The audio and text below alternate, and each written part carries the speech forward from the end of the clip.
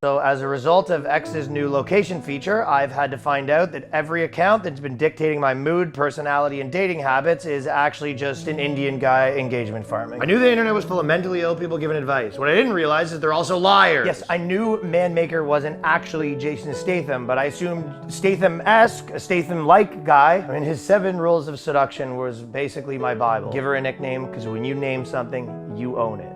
Fuck yeah. I gave every woman in my life a nickname because of that. Lauren Snorin, because her stories were long. Megan Beggin, because she's obviously fucking begging for it. I once stared at a girl for 2 hours at a doctor's office, despite her moving to a different side of the STD clinic where I could barely see her. And I was just about to do a deep dive on his thread, How to Date Women 18 to 21, with a picture of Jerry Seinfeld, but now I don't believe a fucking word he said. I bet he's not even yo. And after reading Masculine Beast thread, Men Who Get Pussy Consistently Always Follow These 8 Dating Rules, I even bought his book, The Chad Mindset, which I find out now is actually the Prakash Mindset. I bought a copy for my dad, my stepdad. I thought we were gonna be a family of Chads, but instead we're a family of Hads, because we've been had. 80% of the women I've been interacting with on here turned out to be Indian dudes. Last week, one of my trad queens posted, I will marry a lovey-dovey, handsome, super calm gentleman who is weak in the knees about me. Naturally, I responded with, next Friday, we meet.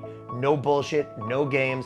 I'll grab the Econo Lodge suite, a line I learned from Manmaker. She DM'd back immediately, please subscribe to my newsletter. I did. Assumed she wanted the email, but she didn't. It was an Indian dude. Now I'm getting pussy advice from an Indian dude and using it on a second Indian dude. I feel like I'm in the Indian Truman Show, the Truman Preach Show, or the True Mo Show, Muhammad. Same thing happened with the love of my life, Layla, who posted asking why she's single. I commented back, we can change that, my dear. Winky face, winky face, winky. It's a fucking Indian dude. I'm trying not to cry, because I obviously still want to make Masculine Beast proud, but since he lied to me, I guess I don't even care anymore. And do not get me started on the political accounts I've retweeted. I thought I found the love of my life, a woman who loves America just as much as I do. Asked me to give her a thumbs up if I'm a Trumper who loves America. I gave her 2. Dude in Bangladesh. I thought at least American guy was a red-blooded American wishing Miley Cyrus a happy birthday. I stormed the Capitol for him. Real Mega Warrior, Texas Mega Mom, Freedom Lover 1776, India, Bangladesh, Pakistan, and dude. I used to start every single morning with a photo from Ivanka Trump News. Just wake up, have my coffee, banger photo of Ivanka, comment on it, smoke show. It's all one big lie.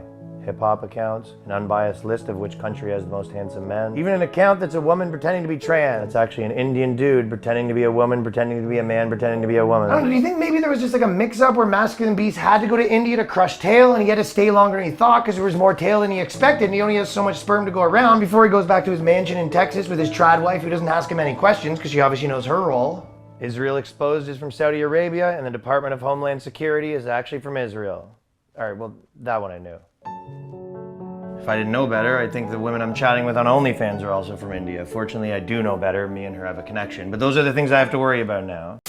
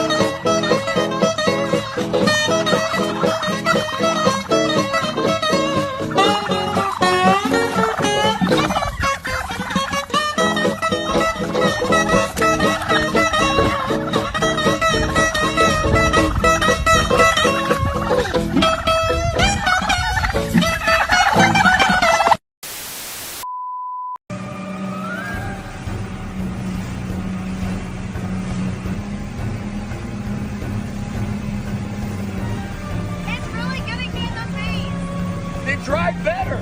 You gotta avoid the waves. You can't just hit the waves. How do you avoid the waves? All right, go fast. Oh. Yeah. Like that. Yeah, perfect. Yeah. How? What? Hey. Hey! What? Hey! Drive better. What do you mean? Just I don't drive know how straight. to drive. I am driving straight. You're good. I can't go fast and the waves keep getting me and it's ruining my makeup. It never happens to me. All right. So It's getting my makeup. just go left. Go left. Look and make sure you look around. Find everything. Faster? Yeah, that's good. That's good. Oh! What? It's getting me wet. It's called I a can't boat. go that fast. We're on the lake. If you learn how to drive better, this is how you... I did my makeup. I have never been splashed once when I drive. Drive normal! It's I'm working! being so... I'm sorry!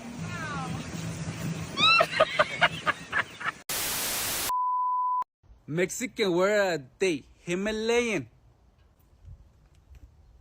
Hey, boss man, the new guy, he been laying on the floor too much. He's on holiday mode. I suggest a permanent vacation. Mexican word of the day, you already know.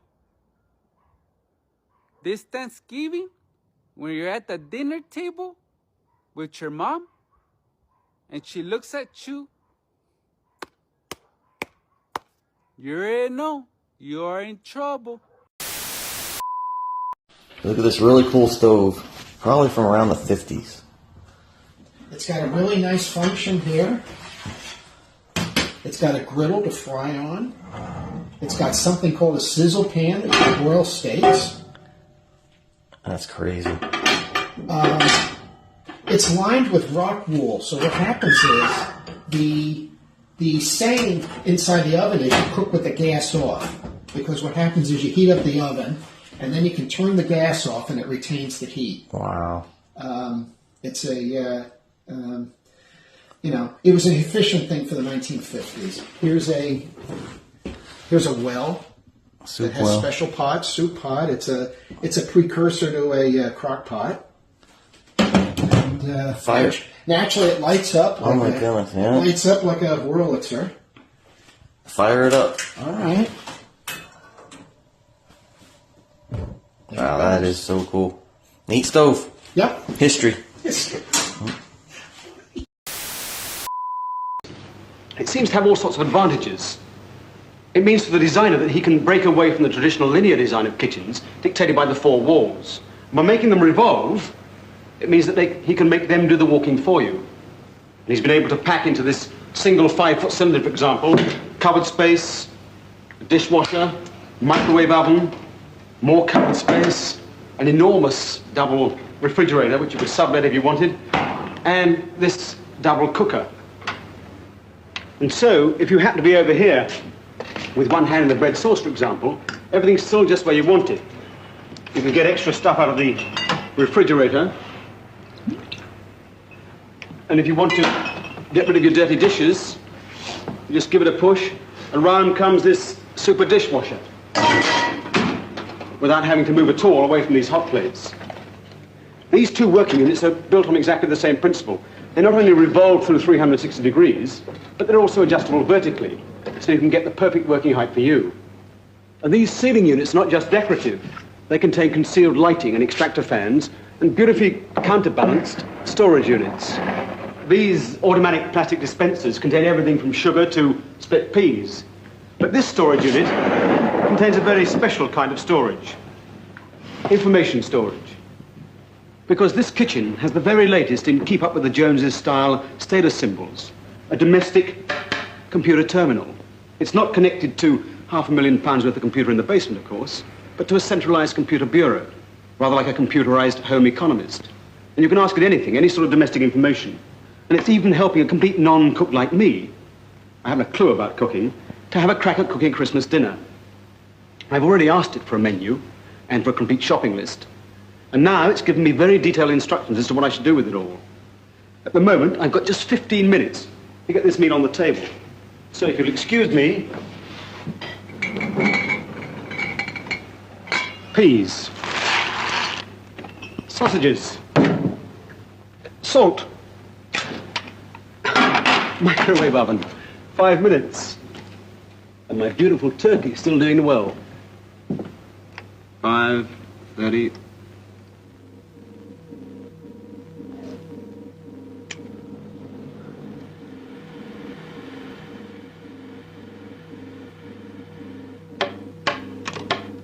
The computer's already been told that the turkey went into the oven at 9:30 this morning.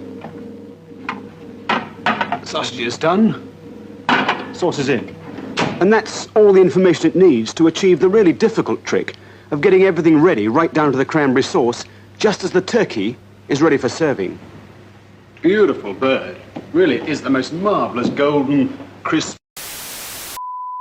Has just discovered blueprints for a network of tunnels beneath the mansion that supposedly led to the homes of Jack Nicholson, Warren Beatty, James Caan. Will you watch yourself, huh? And Kirk Douglas. Now dig this.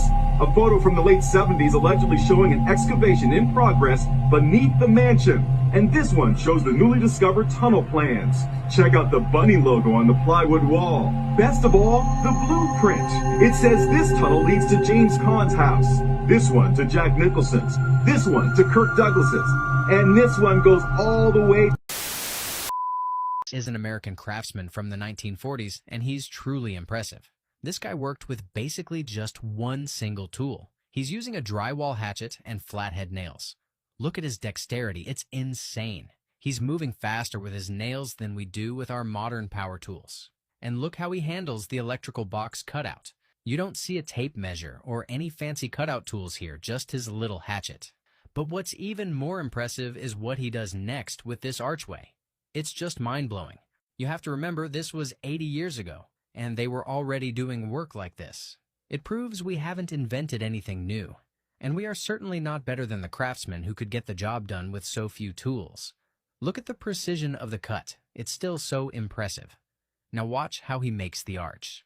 I find this incredible. It's always the same. Score one side, snap the other. I'm frankly amazed. We have amazing equipment today, but we didn't invent skill. Look at the result. It's so clean. You can choose more than... What do you got there? What is it? The Oregon Health Authority has sent me a paper asking me about... No, they didn't send it to you. I printed it out because they're trying to give this to you in your school. And I told them, I called your school today and I said, do not give this to Maxwell. So well, my father printed this and it says Oregon Health Authority. Demographics, gender identity, and sexual orientation. Huh. What is your gender identity? You can choose more than one. Okay. You want to read them off? There's too many. How many should there be? Not two. Girl or woman. Okay. Boy or man. Okay, which one do you identify with? Which I one identify are as you? a man. Yeah, that's right. It's not necessarily identify, but what are you? Oh, I'm a boy. Very good. Demi-girl or demi-boy. What the hell is that? A non-binary. Gender fluid. No, I don't know. Gender queer. Do you know what those are? I don't want to know Okay, what good. these are. Good answer. Questioning. Agender or no gender. Show 2020 to 2025 only if I identify as Native American, blah, blah, blah, blah, blah. Okay, so how many are there? Like 6? 1, 2, 3, 4, 5, 6? 1, 2, 3, 4, 5, 6, 7, 8. The only thing I'm questioning is my choices of women. There's more. If any of the following selected cannot select any other response. I am not sure of my gender identity. Oh my God, are you kidding? I don't know what this question is asking, or I prefer not to say. Are you transgender? Yes, no, I am not sure. I don't know what this question is asking, or I prefer not to say. What do you want to do with that thing?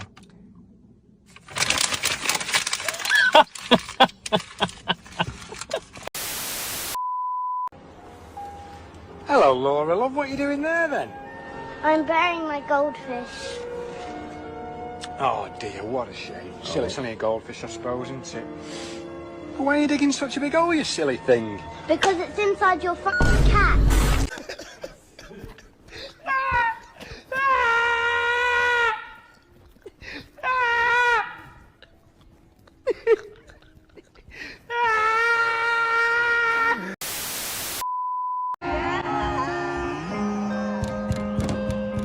Doing this is about to become illegal. That's right, Wall Street is working on prohibiting filming your kids at sporting events. This is reporting by The Lever, quote, Black Bear Sports Group, an emerging youth hockey empire and the largest owner-operator of hockey rinks in the country, is among the private equity-backed companies that are amassing a chokehold on recording and streaming youth sports.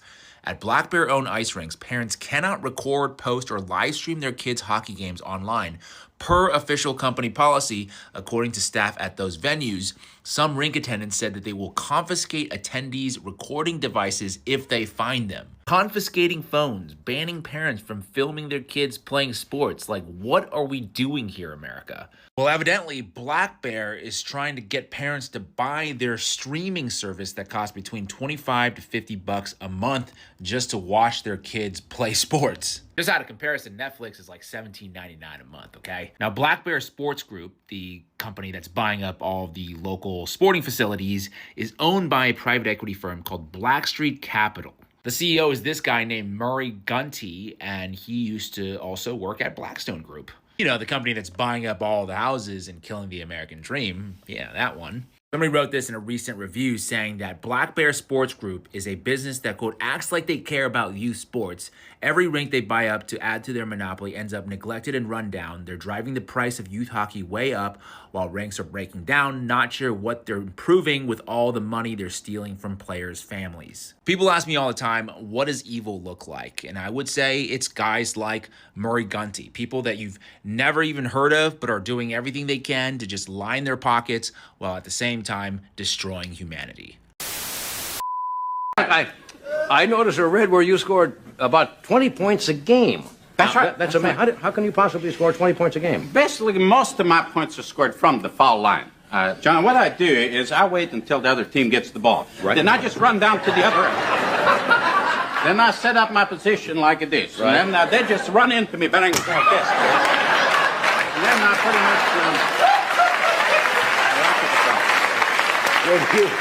Well, that's intriguing. Right. But do you ever actually get to handle the ball during the game? I do. Once in a while, they'll get it to me. I'm pretty doggone good, the ball handler, you know. I'm short, but once they get it to me, I got it. It's hard. Oh, that's amazing. Amazing. Thank you very much. Well, I guess...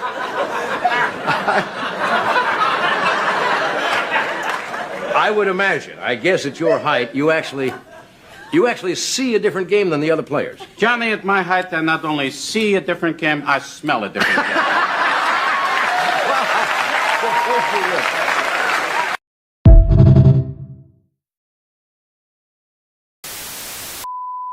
Has just discovered blueprints for a network of tunnels beneath the mansion that supposedly led to the homes of Jack Nicholson, Warren Beatty, James Caan. Will you watch yourself on?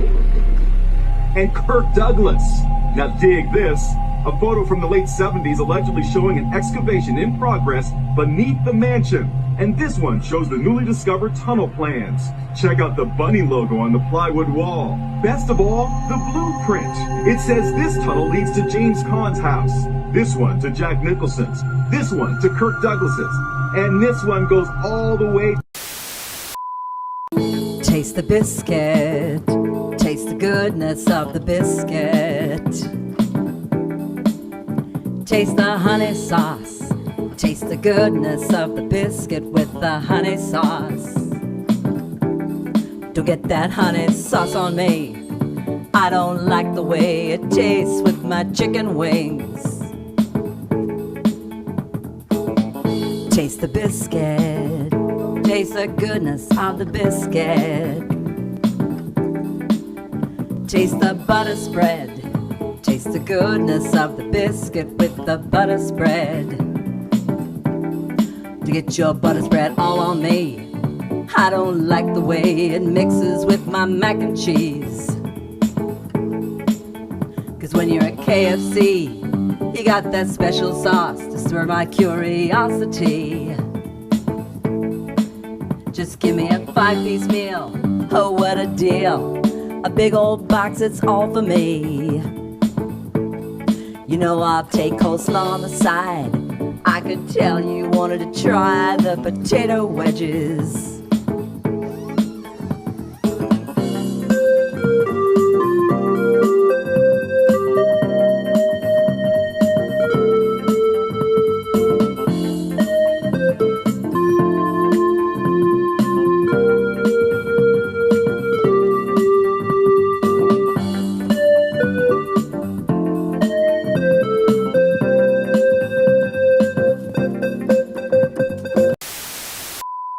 Okay, so I'm going to start by saying that I in no way condone violence of any kind towards anyone. But I've noticed that as a parent, every culture everywhere has some version of, you're about to get a whooping, kid. My mom always used to say, wait till your father gets home, and that scared the crud out of me. Well, today I heard a grandmother say to her grandchildren that she was going to knock the black off of them, and the kid looked at me for like assistance, like, oh, I messed up. And rather than help the kid, I said, she's not kidding. That's what happened to me. When I tell you, that kid's eyes got as big as saucers and they turned as pale as me, it was pretty funny. I appreciated it. The grandma gave me a high five. It's the end of it. Nothing happened to the kid. She's fine, I promise. It was pretty funny. I appreciated it. The grandma gave me a high five. It's the end of it. Nothing happened. Guys, I want you all to meet Jeffrey Maynard. He's South Park's biggest expert on musical theater, and he played the lead in Les Miserables at the Denver Community Playhouse for 5 weeks. Awesome. Do you think we can make up a good Thanksgiving play in 4 days? I would swear it on my life. Your play shall want for nothing. Hooray! Now, the first thing any good musical needs is a big opening number. Something that sets up the entire show. All right, places, everybody. Bring in the turkey.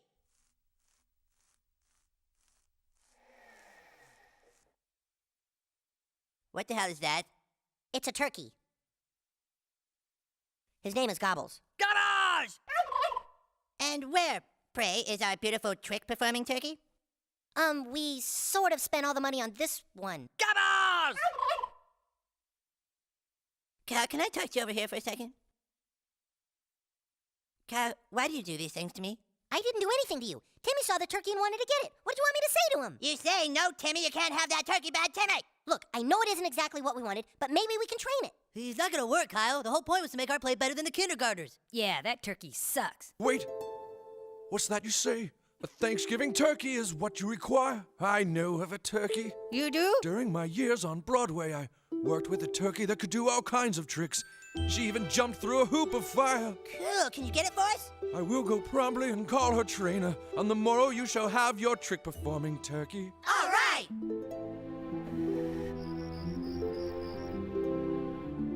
Gabbers!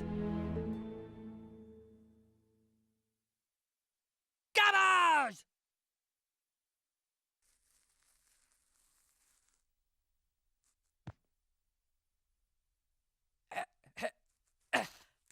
Ah, gabbers!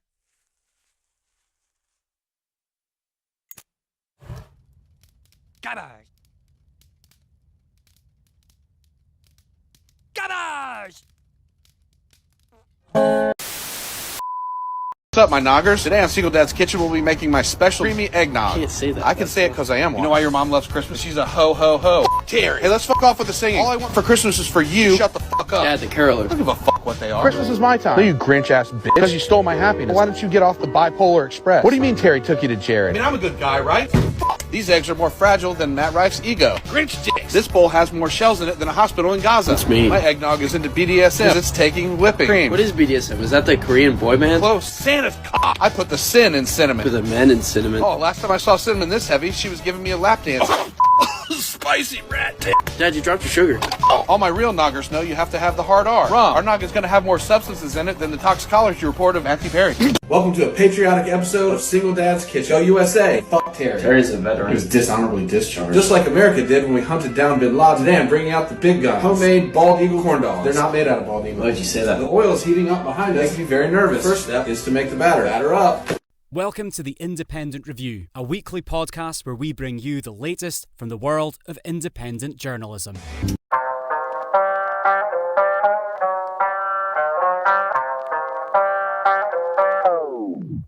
Look, I don't even really know shit. Went up on the internet and told me I'm rich. Me and yo, bitch, go ahead and read my lips shit. I'ma go fishing. Stop, I don't even like this shit. Rather be home with my wife and shit. Make you play too much, you say too much. You acting like this whole sitch ate you up. Stupid.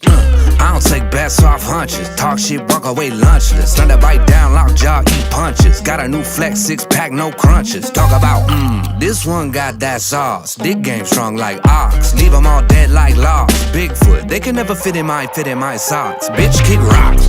Gone fishing. Old man shit, all wisdom. Got it all down to a system. Or reeling in the big ones. Gone fishing. Fuck around and catch these mittens. Shit, what you wanna kiss goodbye? Got a whole lot of fish to fry. Check it out now. Shit. Y'all know what time it is? Rich man, where the commas is, where the condoms is, where Menages is, yeah. Compact this, CD sales. Made a whole lot of profit off of CD sales. Backslap a hater, CD's nails. Stop. Shake the BBLs.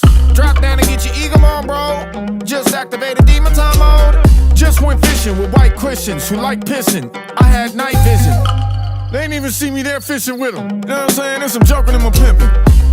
Some soaking in the kitchen. Don't go missing. Motherfuckers going fishing. Gone fishing. Old man shit, all wisdom. Got it all down to a system. Or reeling in the big ones. Gone fishing. Fuck around and catch these mittens. Shit, what you wanna kiss goodbye? Got a whole lot of fish to fry. Check it out now. God damn! It hit different. Welcome to the Independent Review, live on AM Wake Up channels on Odyssey, Rumble, and the Indie News Network on Twitter. Let's jump right into this first clip from Dave DeCamp of antiwarnews.com. All right, first thing, happy Thanksgiving, everybody. This is the last show of the week. I'm going to be writing a little bit on Thanksgiving, and we'll be putting out a page for Friday if you want to check the news at antiwar.com.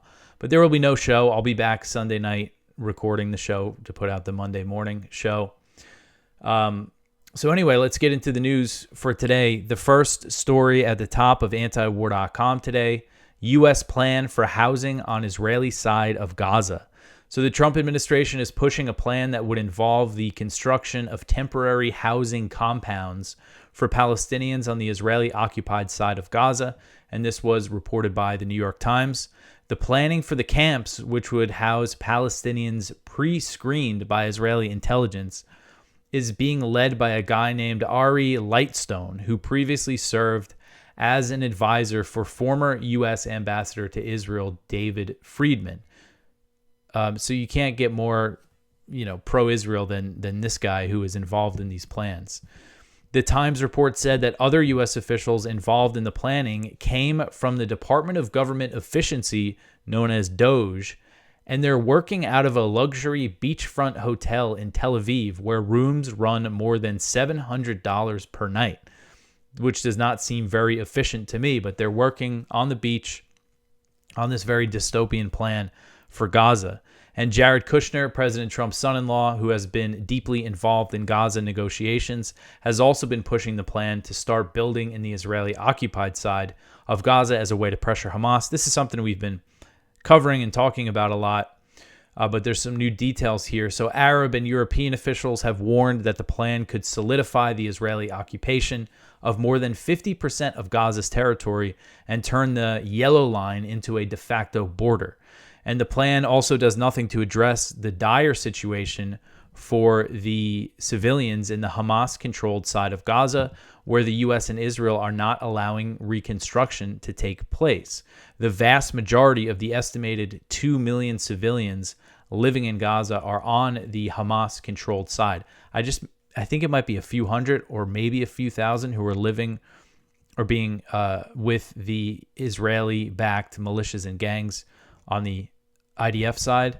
But this U.S. plan that's being floated would involve building several compounds that could hold about 25,000 people each, which even if they did this and the people were willing to go live in this side of Gaza and be screened by the IDF, which seems pretty unlikely considering what the IDF has been doing to them for the past 2 years. But even if they're willing to do it and they build a few of these camps, it's just going to be a fraction of the civilians. It could only house a fraction of the civilians in Gaza. And the idea is to provide housing that is more substantial than tents, but still temporary, such as trailers, container homes, or prefabricated homes. The Times report said that some officials have raised concerns that the housing compounds would feel like internment camps, which that's what this plan sounds a lot like. The idea here is to build internment camps. Israeli officials have said that once the Palestinians enter the areas, that they should not be able to leave.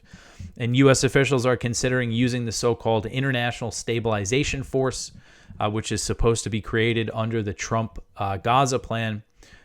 They're saying that they could use this force for security for these camps, but there's been no progress on getting that force deployed because the countries that were willing to be involved, they don't want to go into Gaza and fight Hamas basically on behalf of Israel. So the Trump administration has reportedly been in contact with the Israeli-backed militias and gangs who operate on the Israeli side of the yellow line about enforcing order in Gaza. And one of these gangs is led by this guy, Yasser Abu Shabab, who admitted in 2024 that his group was looting aid trucks. And members of his gang have ties to ISIS, or including at least one that fought with ISIS in Egypt in the Sinai insurgency. So, yeah, I know a lot of these details we've kind of covered a lot, but I think it's, as they move forward on this, I really do think that any kind of construction like this is just going to lead to the solidification of this Israeli occupation of more than half of Gaza. And U.S. officials told the Times that Israeli forces are expected to begin clearing rubble for the first compound to be built in Rafah, southern Gaza, and it's unclear who will fund the construction of the first camp, which is expected to cost tens of millions of dollars. So it's expected to cost tens of millions of dollars for each of these camps or compounds. And who's going to end up footing the bill for that? All right, so the next one here, Israeli defense minister threatens new war with Lebanon. So this is an article from Jason Ditz. So Israeli defense minister Israel Katz, who has long resisted anything resembling a settlement in the ongoing conflict with Lebanon, has threatened to launch a new war against the country if Lebanon hasn't fully disarmed Hezbollah by year's end. So he's saying a new war if they don't disarm within a month and a few days, which obviously is just not going to happen. Katz vowed that there would be no calm in Beirut, citing the recent attack on the capital, so essentially threatening more attacks on Lebanon's capital. Such a disarmament by that deadline is effectively impossible, as I said. And so we've seen, and Jason, just mentions how nominally there's been a ceasefire in Lebanon over the past year. But as we have seen in Gaza, Israel has just continued attacks, continued the occupation of parts of southern Lebanon. They've maintained 5 military outposts there, and we've seen constant attacks, and they've escalated them recently and issuing all these threats. And the U.S. is basically going along with these Israeli threats here. All right, so the next one here, why Israel is launching another military operation in the West Bank. So the Israeli military on Wednesday announced a new major military operation in the northern occupied West Bank. And this article is from Mondo Weiss. And essentially, Israel saying that they're going in there to crack down on resistance factions. But this cites local sources who are saying, in this area that they've started the offensive is where they're planning to expand settlements and build a new access road for the settlements. And essentially what they're saying is that the real purpose of this military operation is to secure that area so there's no, they don't have any issues when they start the reconstruction. Not the reconstruction, the construction of the settlement road and then build the settlements and things.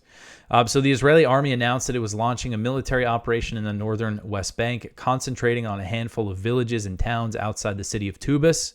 Israeli forces moved into Tubas Governorate on Wednesday, deploying units from the Manesh, Shamron, and Commando brigades.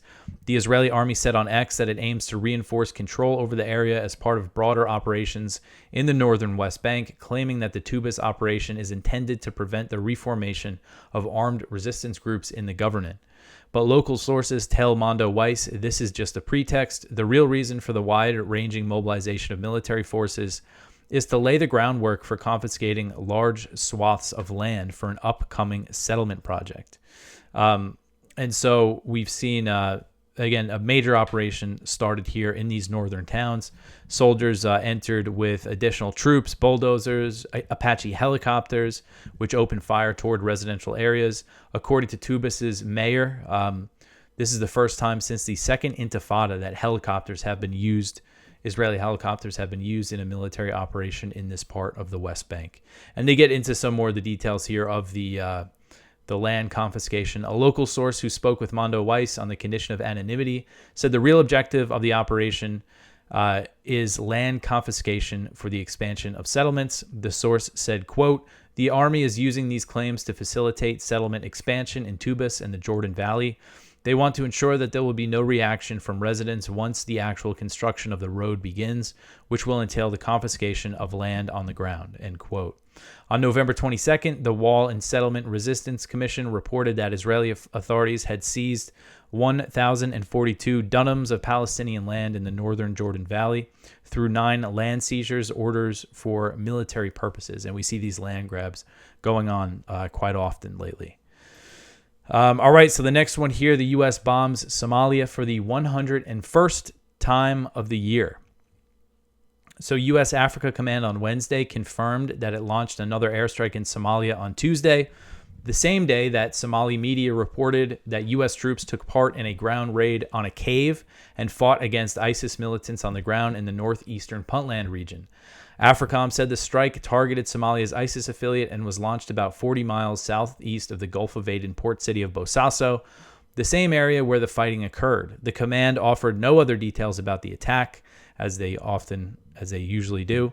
And so, as I mentioned yesterday, we've had these reports from Somali media, and not just reports from Somali media, but also the U.S.-backed forces in the region said that U.S. troops were involved in the operation. And we saw similar reports on X. And an AFRICOM official, because I asked them, can you confirm that these ground operations took place? And I got this quote from an AFRICOM official that says, quote, "Reports circulating on social media about U.S. forces participating in a ground raid are not accurate. We do not have any additional details about the reporting to share," end quote. So this is what if you actually look at the statement, it's actually not a denial that U.S. troops were fighting on the ground. They're just saying that the reports about U.S. forces participating in a ground raid on social media are not accurate. But it's, I actually didn't ask them about social media reports. It was reporting in Somali media citing security sources and what the actual Puntland forces said. But either way, they confirmed the airstrike, and they said that they've launched 101 in Somalia this year, and 59 of them targeted this ISIS affiliate in Puntland. So in Puntland, ISIS, is the bad guys. In other parts in Syria, I guess they still claim that they're fighting ISIS in Syria while also allying with Al-Qaeda guys and Jilani or Shara, who is actually an ally of Abu Bakr al-Baghdadi, the founder of ISIS. But anyway, that's all complicated stuff. But so again, 101 airstrikes, and we'll get into the next story here. So the U.S. is aware of reports that it killed a Somali civilian clan elder. So U.S. Africa Command is aware of reports that it killed a civilian Somali clan elder in an airstrike that was launched in Somalia's northern Sanag region on September 13th. The command told antiwar.com in an email on Tuesday. AFRICOM has claimed that the airstrike killed an al-Shabaab weapons dealer, but that has been strongly denied by family members and local officials who say the strike killed Abdullah Omar Abdi, a prominent clan leader known for his efforts at peacemaking in the region.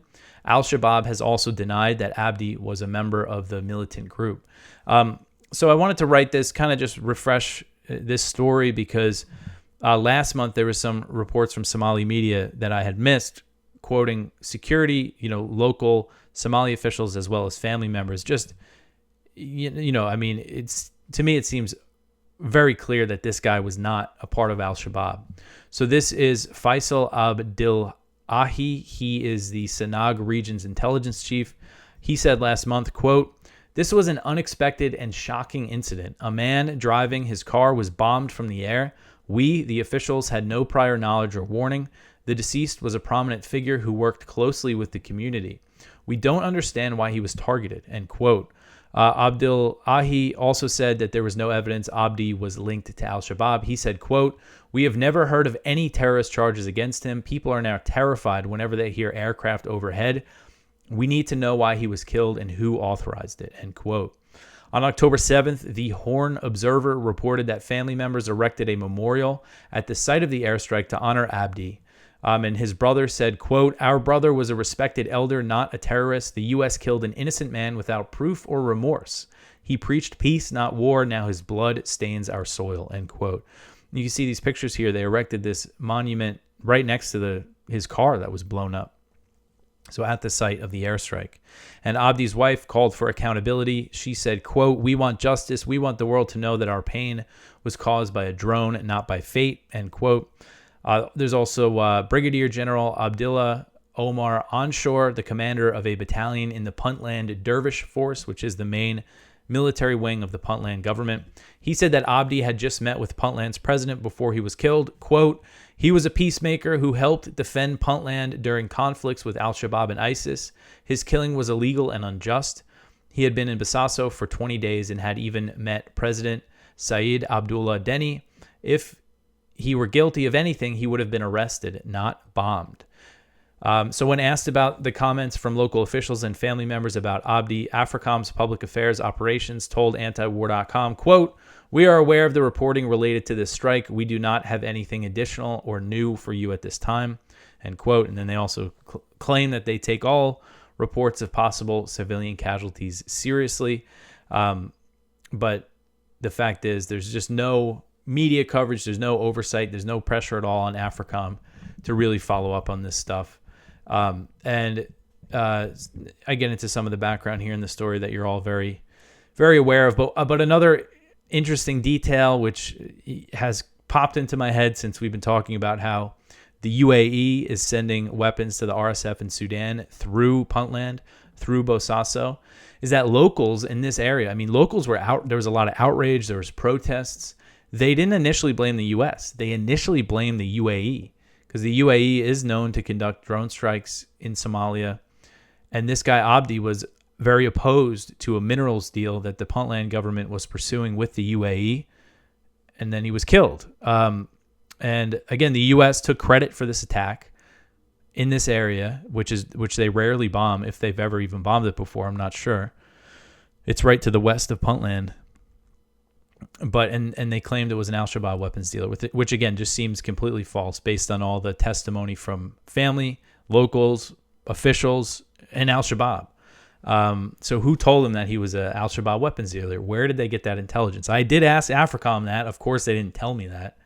But I mean, I don't know. I'm gonna try to keep looking into this story here, which just got next. We have this clip from the Third Rail podcast. And buddy, how you doing, amigo? Speaking of coming, whoa. Hey, baby, you threw me a softball. Hey, don't make me get in that gay voice. Good evening, gentlemen. Good to see y'all. Marcus, nice to see you as usual. Dave, everybody, Chet. Hello, y'all. Yeah, man. The fucking mosh pit, the heathens. Dig them. They're good people, man. So were you listening to anything about what I was battling on about mind control and, the ability for our minds to be read and controlled?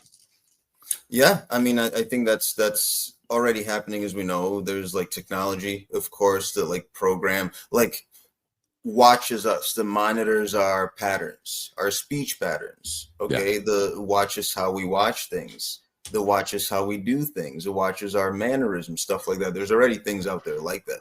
So it's not far-fetched to say, hey, this old tech that's already surveilling and watching people and making patterns out of them and then feeding it back to them in the form of AI and whatever form of AI. Let's just take it a step further and like humanize it a little more. It's like you're just kind of advancing, the natural progression. It's I don't know how people don't see it. It's like just naturally edging to the next step, Mm-hmm. Creatures of comfort. Marcus, what do you think about that, man? Well, I mean, it fits to a narrative that I've had in my head, and I guess it'll definitely tie into some of the topics that we're going to talk about later on. I got to give you guys one little story, a pivotal moment for me. Yeah. That is kind of, I guess I would say, influenced my life from a certain point. Not different than most people. I grew up in the church kid, and My mom one night was like, I think I was probably about 12, 13 maybe. She was like, I'm gonna take you guys to a movie tonight and get to see a movie in the middle of a weekday. I mean, oh shit, we're going to the movies, cool. Well, I'm like, wait a minute, movie theaters that way. Where are we going? And mom pulls up in front of the church. And I'm like, here we go again. Here's some nonsense, because we'd already have to go for like choir rehearsal and prayer meeting and kids Bible studies and vacation Bible school, and we'd be there in church from like early in the morning to sometimes like 7-8 o'clock at night on Sundays. We'd just be there the whole damn day. And I'm like, damn, it was like a Wednesday night. I'm like, damn, we gotta go to church again. And she's like, no, we are gonna watch a movie. Guess which movie my mom had for us to watch? Left Behind. I don't remember if it was that one exactly, but yes, it was definitely a rapture movie. Mm-hmm. Yeah. And so from that point on, it's got to be like Terminator or something. You're in church, it's end of world, something like that. No, it was, because you got to remember, this would have been 90s, like early 90s time frame. So whatever the one that came out around that time frame, and I think this movie is like 70s or 80s rapture movie. Oh shoot! Hope you didn't spill coffee. Sound like coffee was down. It's tea. Talk. I'm gonna go grab a rag really quick, man. So all right. Continue on that story. I'll be right back. Okay.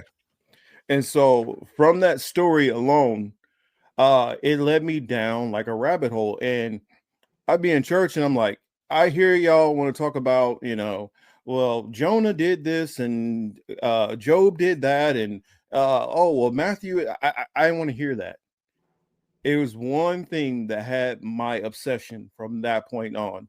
And it was eschatology, the book of Revelations. I wanted to know what was going on with these seven seals and these trumpets and all. I want to know what's going on with this.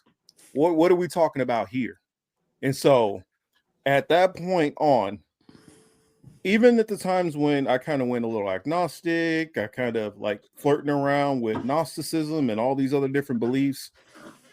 And then even when I wasn't like engaged to a belief, just studying other different beliefs, studying Islam, studying Buddhism, studying Zoroastrianism, studying what other people believe, to just try to understand, like, okay, I knew I grew up believing basically Christian, because I went through Pentecostal, I went to Baptist, I've done AME Zion, I've done Catholicism, I've went through all of these different ones, and so growing up and being, because my mom felt like, as long as you're going to church, I don't care. As long as it's Christian church, go. So she let me go to any of the churches my friends went to, and then other family members had other beliefs. And I had an uncle who was a pastor, and I'd go back and forth. Like, I would literally sit there on Sunday nights. We'd watch action movies, and we'd be watching Terminator and stuff like that while he's working on his sermon.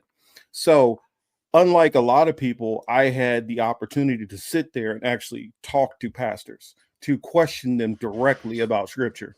And being around him and other pastors and ministers he's around, I had a lot of questions, which led to me being agnostic for a good amount of time.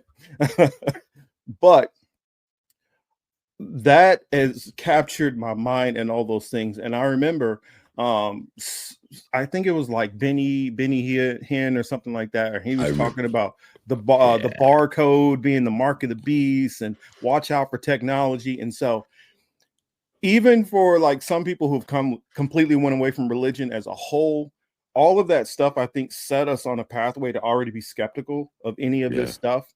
And as we started seeing more and more of this stuff and then like, the 80s and the 90s, had all of those sci-fi action movies, which really drawed you into the Terminators and cyborgs and things like that. And like, take the Alien movie and you isolate the alien part away, you have the cyborgs and you have the what was it, the Wayland whatever it was company, which, if you notice, that's the same company that's tied into Blade Runner and all that, with the cyborgs And so there was already kind of pushing the transhumanism kind of thing, whether it was intentionally transhumanism or just moving toward this technological future where they're going to use machines and robots a lot more. And in a way, I don't know if they were just trying to acclimate us or if it was a funky time and people thought it was interesting. Well, what is his name? Philip K. Dick, I believe. And he was talking about that. He was going to stop doing projects in movies and stuff because everything this dude would think up as just like, oh, that's a cool, fun, interesting idea for a movie. That'll be funny, or that'd be wild, that'd make a cool movie.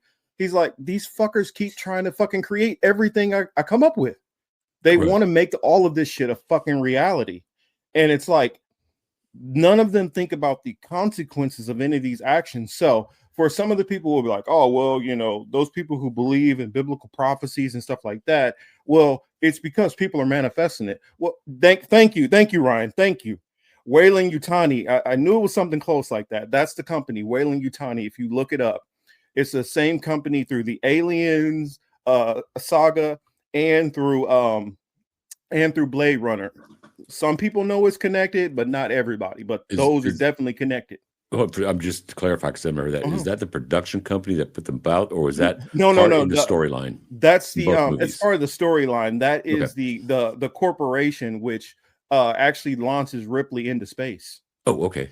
Oh, cool. Yeah, that's the company. Yeah, and so if you look at it like the CEO and the whole board, and it ties in the whole corporate capitalism, how they were going to push for all these crazy things that get us into more fucking crap because of fucking greed. And they were kind of talking about it already back then, like forewarning us of greedy corporations and chasing technology, how dangerous it was going to be on our future. And so what I was saying, kind of tying this all into a bow and then giving it back to you, is how some people say, well, it seems like you guys are just manifesting destiny or biblical prophecy. Well, the Bible doesn't say which way. It didn't say either way that it was going to happen. It didn't say, oh, well, you read this book and you got ideas and you did the prophecy, or a higher power put it on you to start doing it at that exact moment. So I just thought it was always something interesting, and just keep seeing more of these ties. It's just, I don't know. To me, it's something there. I get it. To some people, it's all nonsense, but hey, when it comes down to it, there's an old phrase that all of us vets know. There's no atheists in foxholes. No, there's not. I mean, to tie into what you're just saying there is, I've always said that regardless, I've heard a lot of people, not a lot of people say, well, it's all a plan. There's nothing mystical about this. This is just something written. These psychopaths that, hey, blah, blah, blah, blah, blah. Mm-hmm. I've heard things, I've heard the whole gamut. But when, like what you said, when it comes down to it, whether one's belief systems of how this manifested, it manifested. And it manifested with extreme precision and accuracy. Now, to tie back into the belief systems, whether one wants to call it Christianity or what, there is, at least in my experience, a true etherical realm, not realm. And there is a spiritual battle that is going on for this earth. And it has been told about in multiple forms. We're just concentrating once because we're Christians on the Christian form of it. But nonetheless, as crazy as that may sound, at least this is what my experience has shown me. And what we're seeing today with the wars increasing, these natural disasters that never existed before, talk about possibly the jet stream collapsing and things. These are things that were told about a long time ago, and now they're starting to happen. And I think it wasn't Daniel Matthew that says, do not be alarmed, but basically these are the birth pains, y'all. When you see this happening, it's new. And these are back to the manifestations of plans, according to Manly P. Hall. And for us out here, there's no explanation on the panel here, but for listeners and new listeners, Manly P. Hall was considered the foremost researcher and philosopher when it came to Masonic, Rosicrucian, and esoteric history. And he said in his book, Final Destination of America, or something like that. That Secret Destiny of America. Thank you, my friend. I knew you'd know it. I knew you'd know it. That what's happening now, this one world government, it's planned thousands of years ago. In fact, we can even look at the Bible because it talks about world government. And now we're starting to see the manifestations. Now, if you get into more modern religion, just look into like the Huxleys, the people like the Royals, the English societies and all that. Yeah. Well, and make sure, don't forget Theosophy. Because Manly P. Hall was big into Theosophy with Elena Blavatsky. Yeah, thank you. And that whole group over there. Yeah. Alice Bailey. And also, as a side note to Theosophy, Theosophy is I believe not maybe a full-fledged member, but a member and the spiritual leader of the UN. Their prayer room, or with what they call it, some funky name, with a big, oddly looking kind of black cube structure in the middle of it. And anybody that knows black cubes, that's the worship of Saturn. And then you can go back Saturn, to Tiny Hat shit. Satan, Right. Well, Exactly. That's what I say all the time on my show. I say, you don't have to believe what I believe, or believe what Charles believes, or believe what Nature Boy believes, or believe what Tom believes. Any of these people out here, you don't have to believe that. But what you do need to do, you do need to at least understand with the people who control your government, with the people who control the corporations, with the people who control the manifest reality that you live in, what they believe in, because that is what they invest their time, energy, currency, blood, sweat, and tears into, and that is the reality which you are fighting within. So if you don't ever understand that and you just throw it all away, that's all garbage, whatever, it can be, but they are filtering the world through this lens of what they believe. If a psychopath believes that he wants to eat you for lunch and you don't prescribe to his belief, then you done did it to yourself, is kind of what I'm hearing you say, Charles. And I think I think it's very important. I guess that's one of the reasons why I've been attracted to the dark side my whole life. Is I thought about this simple phrase, is that you need to understand and identify who your adversary is. You also need to learn the history of your adversary. That's part of knowing who he is. Yeah. So you can understand and learn how to think like your adversary, while the whole time never becoming your adversary. But if you don't go through those two first steps, right, then Jeffrey Dahmer is going to come over and invite you for lunch, and you're going to gladly go over to his apartment. And you don't have enough sense to know of history that when he means lunch, he means you, people. And you will gladly walk into this. I tell people it's like this. If say, for instance, Mike Tyson in his prime decides, I'm going to fuck you in the ass. What the hell could any of us do to stop that, really? You gotta kill him.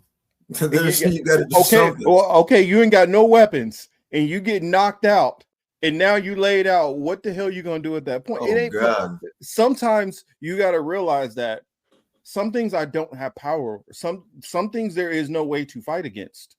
And that's how I go with faith. And like somebody asks, oh, why would you believe in blah, blah, blah, blah, blah, oh, Bible and a mean God and all that?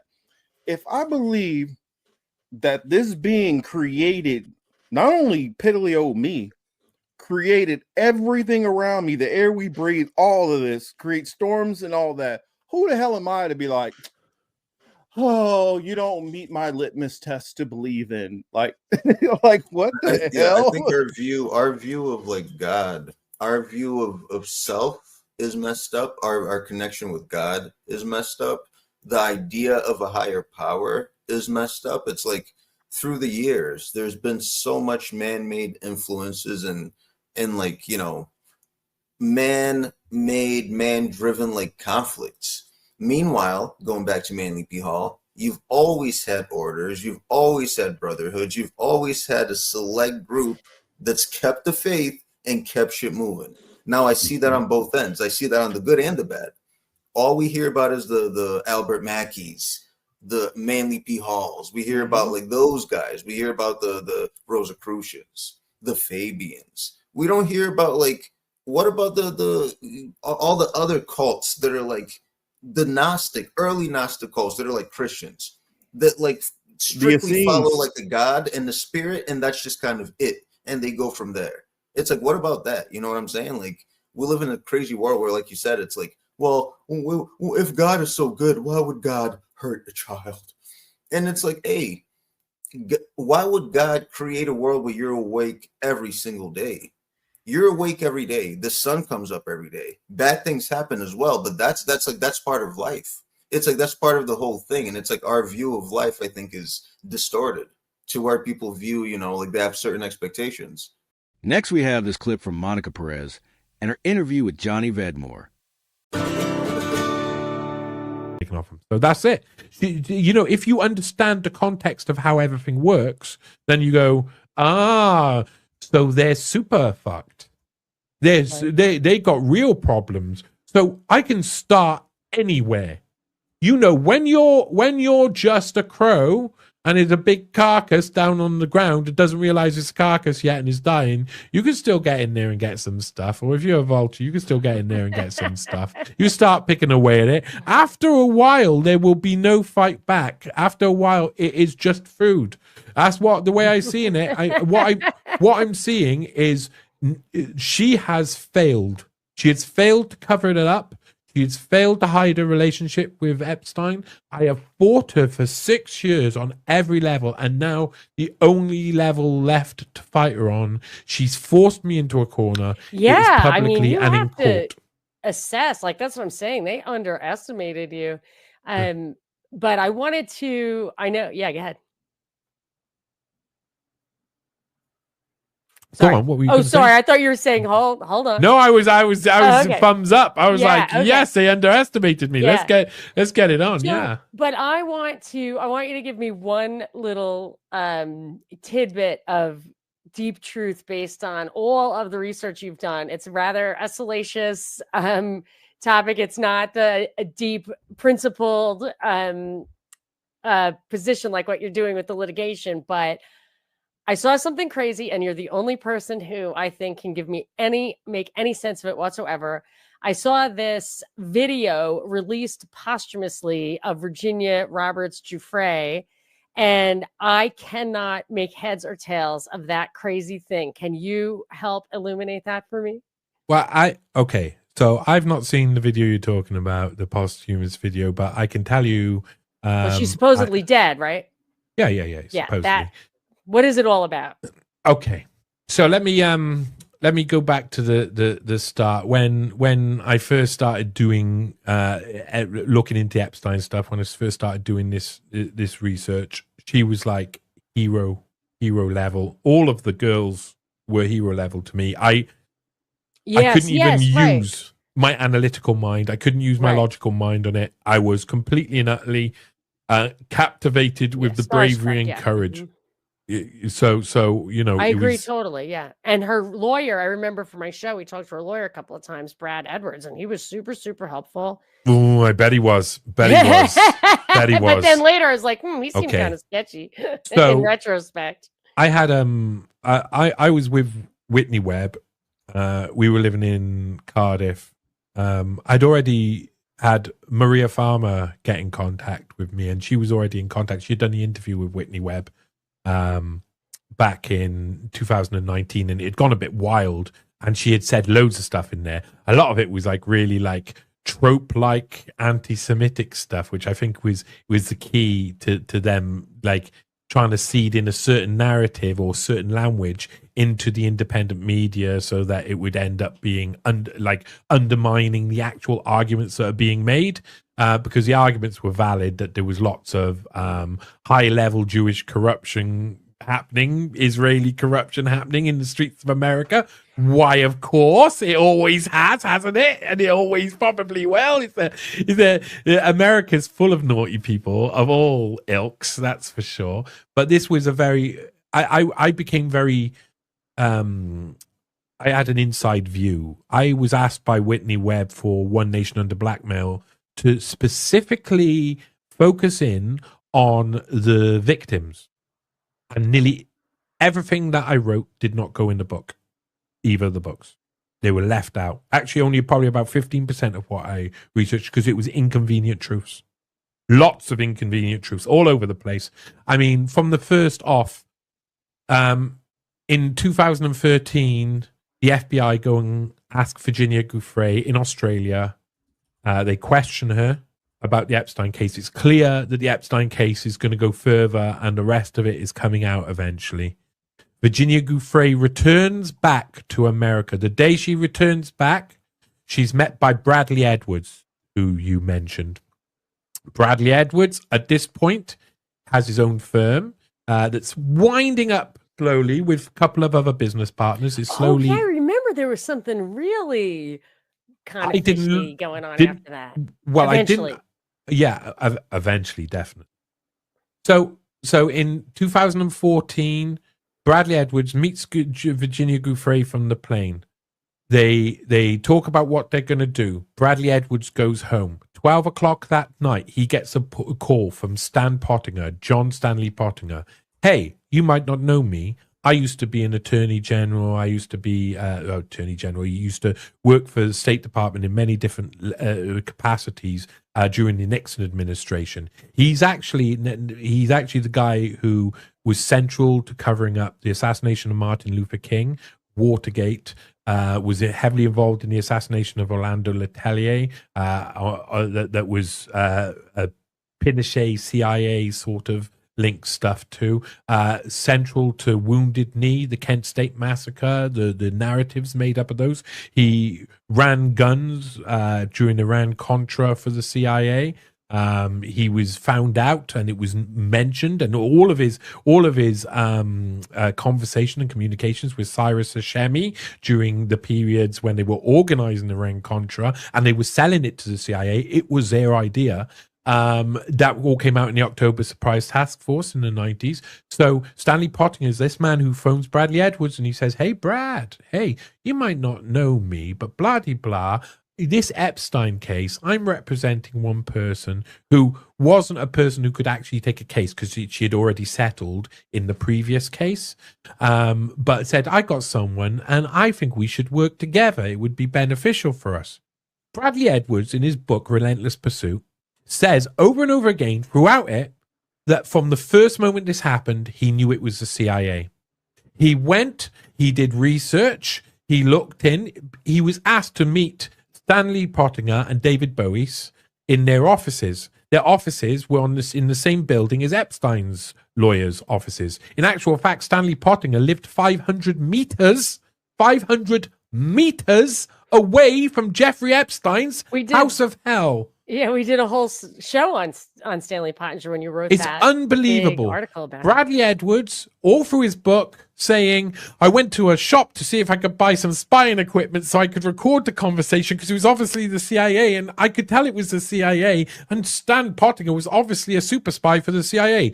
So we formed a law firm together. Edwards Pottinger. And then later on, he's talking about the first time they meet Maria Farmer, and they're on the way back in the car, and he says to Stanley Pottinger, he says, Bradley Edwards looks at him and says, hey, you are the CIA though, aren't you? And he was like, he laughed, oh, if I'm the CIA, I'm the poor man's version of the CIA.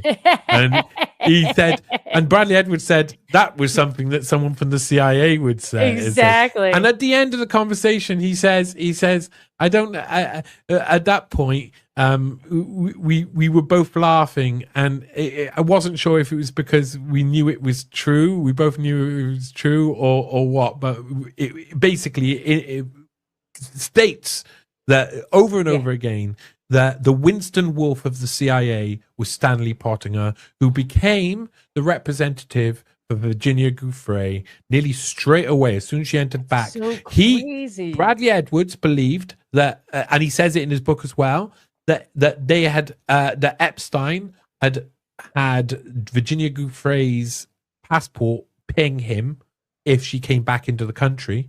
And when it happened, that's why Stanley Pottinger instantly came on. So he also explains that it's a connection. So there's a problem there. Second problem, in that book especially with Bradley Edwards, Virginia Giuffre's #1 lawyer, dealing with her for years. is the meetings, the secret meetings that Epstein and Bradley Edwards were having in Boca Raton Starbucks for years. For years, they claim they had other lawyers with them just to make it safe, but it doesn't say who it is. And I am tongue-in-cheek, got my tongue in cheek with that one. Bradley Edwards looks like he got into bed with the CIA when he admitted openly over and over again that this guy who he thinks is the CIA and looks like the CIA and definitely smells like the CIA, he became a business partner with and then benefited from the whole experience. And that came after I'd already looked into all of the witness statements, the court statements, everything. And I tell you one thing that about Virginia Giuffre that comes to mind, and I don't want to speak ill of the dead, no one wants to, but I'm not going to hypernormalize either. Let's not go into that state of hypernormalization. No honestly, at this point, I don't care. I just don't care. Yeah. I totally get that. I totally get that. I don't care if now she's alive like or dead. A very like cartoonish. They keep psyop. you over there. Yeah. So it's like the phase 3 of the psyop. It loses my interest too. So this Virginia Giuffre, Maria Farmer, they all took the Alford plea so that they couldn't be prosecuted for crimes they definitely committed. So the plea means that they were probably targets for prosecution in the case if they did not take the plea and agree to be a state witness against Jeffrey Epstein. So let's start off. This isn't clean. This isn't someone who is a perfect victim in a box protected by victim status. This is someone who committed legitimate crimes that led to the sexual abuse of hundreds of girls. Okay. That being said, I feel really sorry that she was really young when she got targeted and groomed. She was like 16, 17. She was really impressionable girl. But there came a point where she was an adult. There's a story. There's one. When I was going through all of the witness statements, when I was going through all of the testimony, when I was going through all of the things, and it was complicated because, you know, the Epstein case ended with him dying. So they were able to give their own like statements at the end, but they didn't actually, nothing got put onto the record, which was the reason why part of the reason why Epstein had to die, because they didn't want these things on the record. The people gave their personal statements at the end of it. So the Ghislaine Maxwell case, they didn't need so much evidence, but we got a load of evidence. So I looked through all of that. And there's this one story that I think it changed my whole look on the case in general.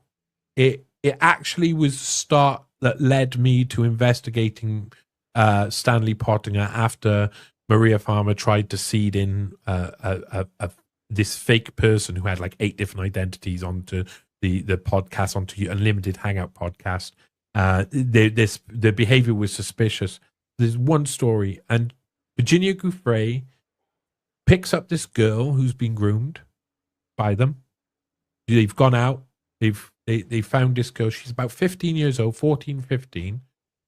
And she's got her in the car, and it's just her and this girl. And she's driving this girl out to Epstein. And this girl says to her, I don't want to do this. Please, I don't want to go. I just don't want to. And Virginia Giuffre's words were dead as they come. Shut the fuck up. And she drove her into the estate, took this girl crying to Jeffrey Epstein. She started having sex with him in front of the girl and told the girl to do it and then left. That caused me issues, major issues. It was whether you like being what that is or not, you were that. If you were that, then that's the problem. You can say we were groomed, manipulated, we were. Yeah.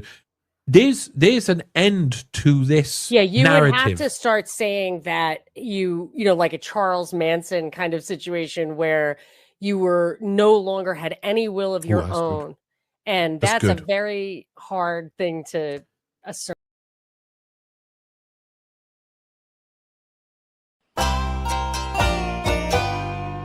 Democracy is a metastasization. Next, we of have the this clip state. from Saturday Night and Anarchy. So when you move away from that, and I'll say this too about just the South America thing and all the drug trade thing. Like, I remember years ago when I was in the military, okay, this is like 2012, 2013, all the war fighters wanted to go to the Middle East, you know, and luckily I was on deployments to where I was going there. So I was like, yeah, I'm getting action. And there were guys in my unit that were getting sent to teams that were going out in South America. And I thought, what's going down in South America? What are they doing down? Why do they need special operators in South America?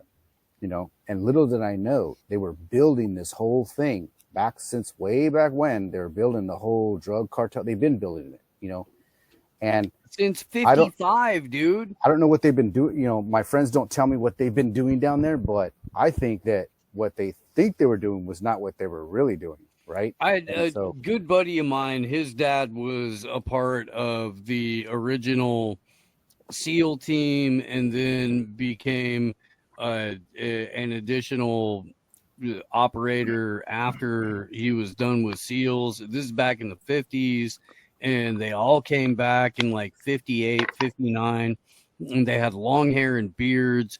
And they'd been in Central and South America for, 3-4 years, something like that. And everybody hated them. Nobody knew how to talk to him, and they didn't know how to talk to anybody.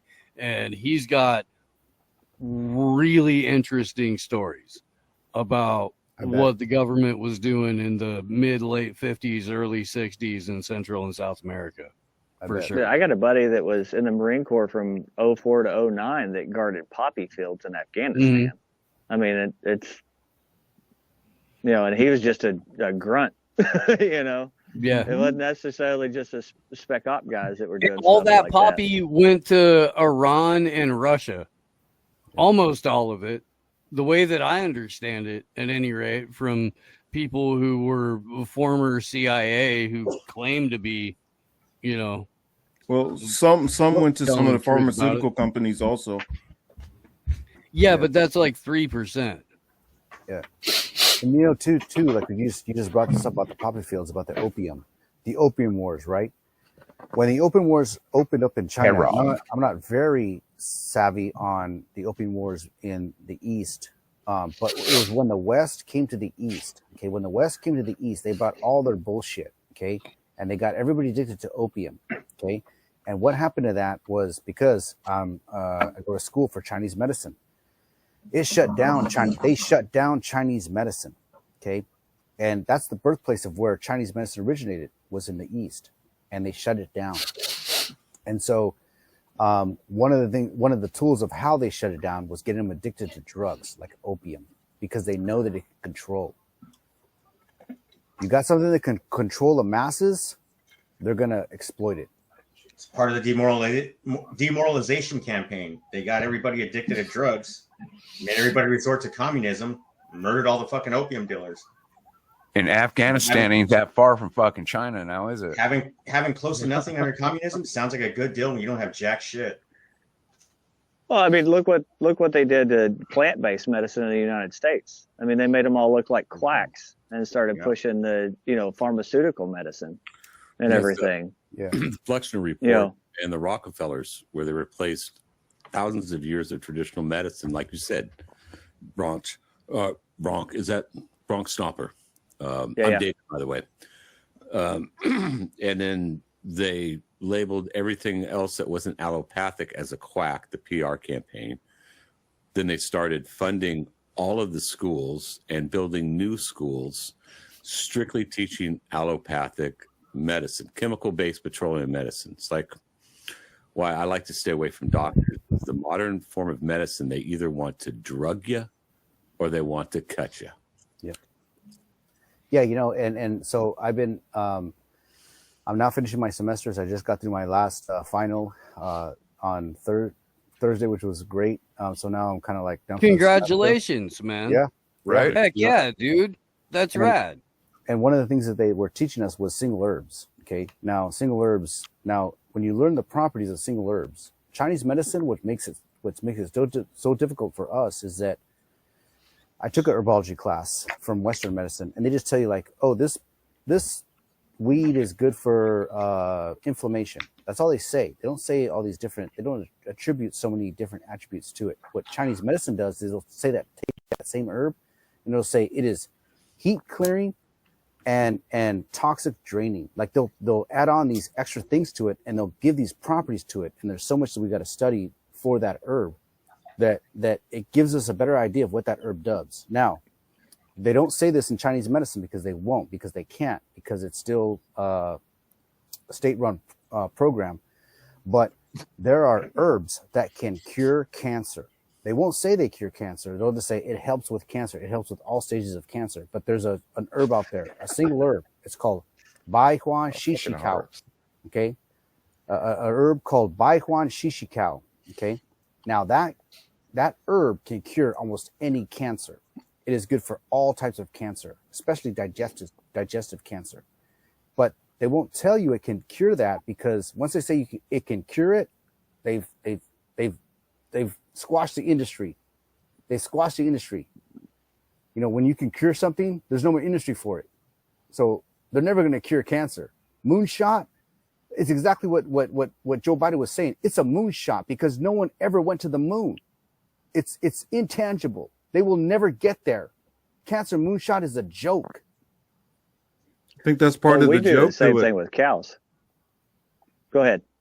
I was just gonna say, I think that's part of like the in your face secret joke. They know that it's BS, so they throw it out there as kind of BS. Yeah, look at these dumb fucks. Look at these dumb fucks. Mm-hmm. Right? Yeah. Yeah. So though, like one of the things about grazing cattle is you get these quote unquote weeds. So I call them a forb, or what is them for. So like shepherd's purse and different stuff like that. They're different plants. They're not a grass or whatever, you know, but so when a cow eats shepherd's purse, when it goes through the digestive system, it releases a kind of an oxytocin type hormone in the cow. So in cows, oxytocin, uterine contractions, and milk letdown. So that's growing when we're calving at the same time that the deer and everything else are having their babies. So if a cow is having a problem cleaning afterbirth out or not producing milk, they can eat those weeds or whatever. You know, they're treating their self. And we do the same thing with our mineral program. Instead of having like a pre-mixed mineral that's out there that's like what the scientists say that a cow needs, we put the individual nutrients out there. We have a 3x6 box that has 20 different boxes inside of it. That's like pure iodine, magnesium, you know, and different stuff like that the cow can come and get and make up what they're missing in their diet and help to benefit that they can treat their self. Wow. And like 80% of what a cow eats will come out in the manure. So you're remineralizing your soil at the exact same time. Well, you said something interesting, and I wish Pa was still on here because he does grow weeds and he's good at cultivating. Okay, now here's one thing I said a few weeks ago on the channel where we're talking about herbs. Okay, I remember when I was growing up, I smoked some weed. I think I was 16. It was like some cheap Mexican dirt weed. It gave me a high for like 3 hours, and that was about it. It was really benign, and I smoked weed years and years upon later, and it was so powerful. You know, they got all these different strains, right? Now, here's the thing, okay? When you cultivate something, we as humans, we are creator beings, okay? We have dominion over the earth. So when there's a plant out there that has natural healing abilities, and you take it in, just like you're making a soup or you're making a meal for your family, you put love into it. You cultivate it with love, with a certain energy that's meant to do certain somethings. And that's why you have these different strains of these marijuanas that can help in different ways. They give you different highs, but depending on how you're feeling, because it's put there with love. Okay, how they cultivate that, I don't really know exactly. Do they do it scientifically, like add this to that and add this to that. I don't really know if they do it like that, but it's the intention that they put that cultivates that to do what it's supposed to do for the recipient. It's selective breeding and husbandry like you would do with any other plant or animal, and the best phenotypes and the best genetics. We do eugenics with everything but humans because it's creepy when we do it with humans. But with everything else, we're like, yeah, that's how you get the best shit. Well, yeah, like, and look, I'm not saying I'm not advocating for eugenics or anything like that. I'm just saying with everything else we do it, and with us it is creepy because with us when we do it as eugenics, it is fucking creepy. Well, no, not eugenics, not eugenics. And I'll shout out to Benjamin Baldwin because he is a true alchemist. He is a true spagyrist.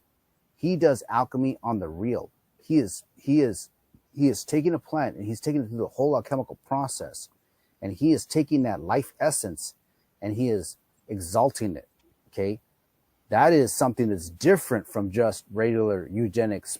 Splicing this, splicing that, splicing this, splicing that. Oh, look, I'm not trying to shit on Balderson. Or like, if I believed in Odin and I waved my balls over the fucking dabs before I sold them to people, it would be consecrated too, man. It would be, But like, Chris, the thing that you don't know is that the lab that he produces those dabs out of, I built. Okay, every piece of equipment that went in there, my ass fucking helped. So like, I understand at a level that like, I'm in there, bro.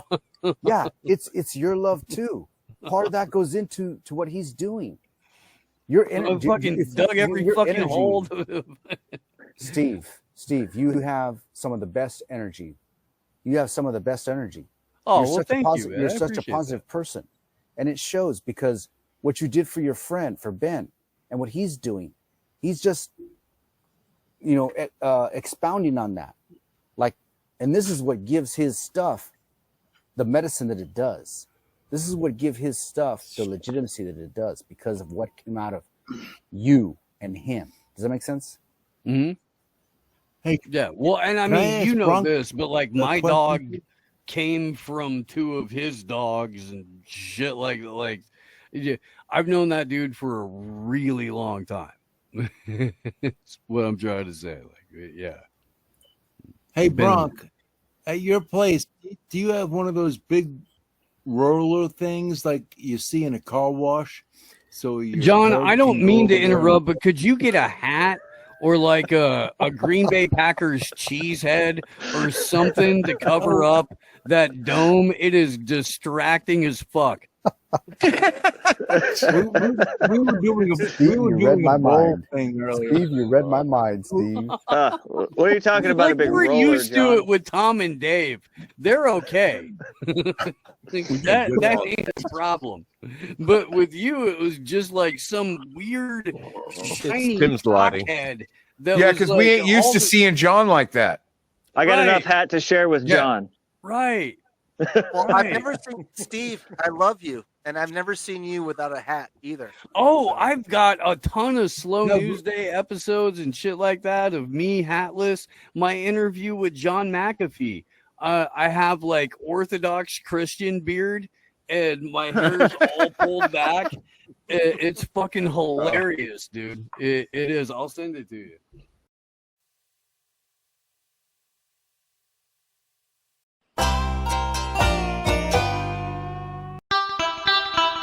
Now, we take a look at this clip from the Indie News Network. Who are these people? So we have a couple of lightning round articles. I just wanted to briefly go over them.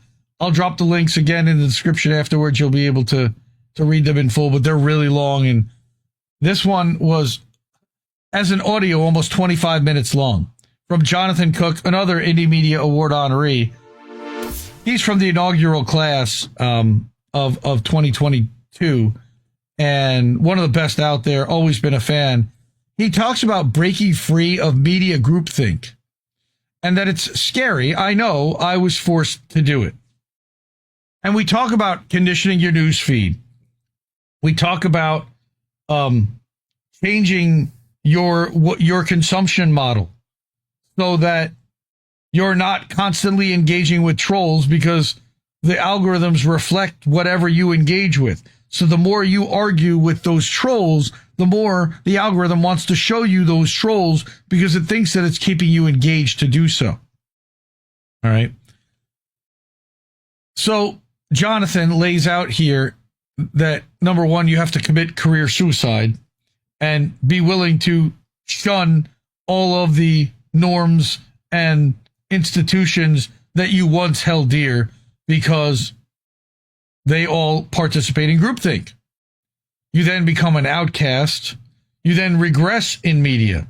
All right. And this is where I'm almost at right now because I'm struggling to find sources, more reliable sources that I trust. And I'm actually writing an article about this specifically when it comes to labor, but it's not just about labor. It just feels like the number of outlets that are trustworthy, even amongst Indie Media Award honorees, has dipped significantly in the last 2 to 3 years.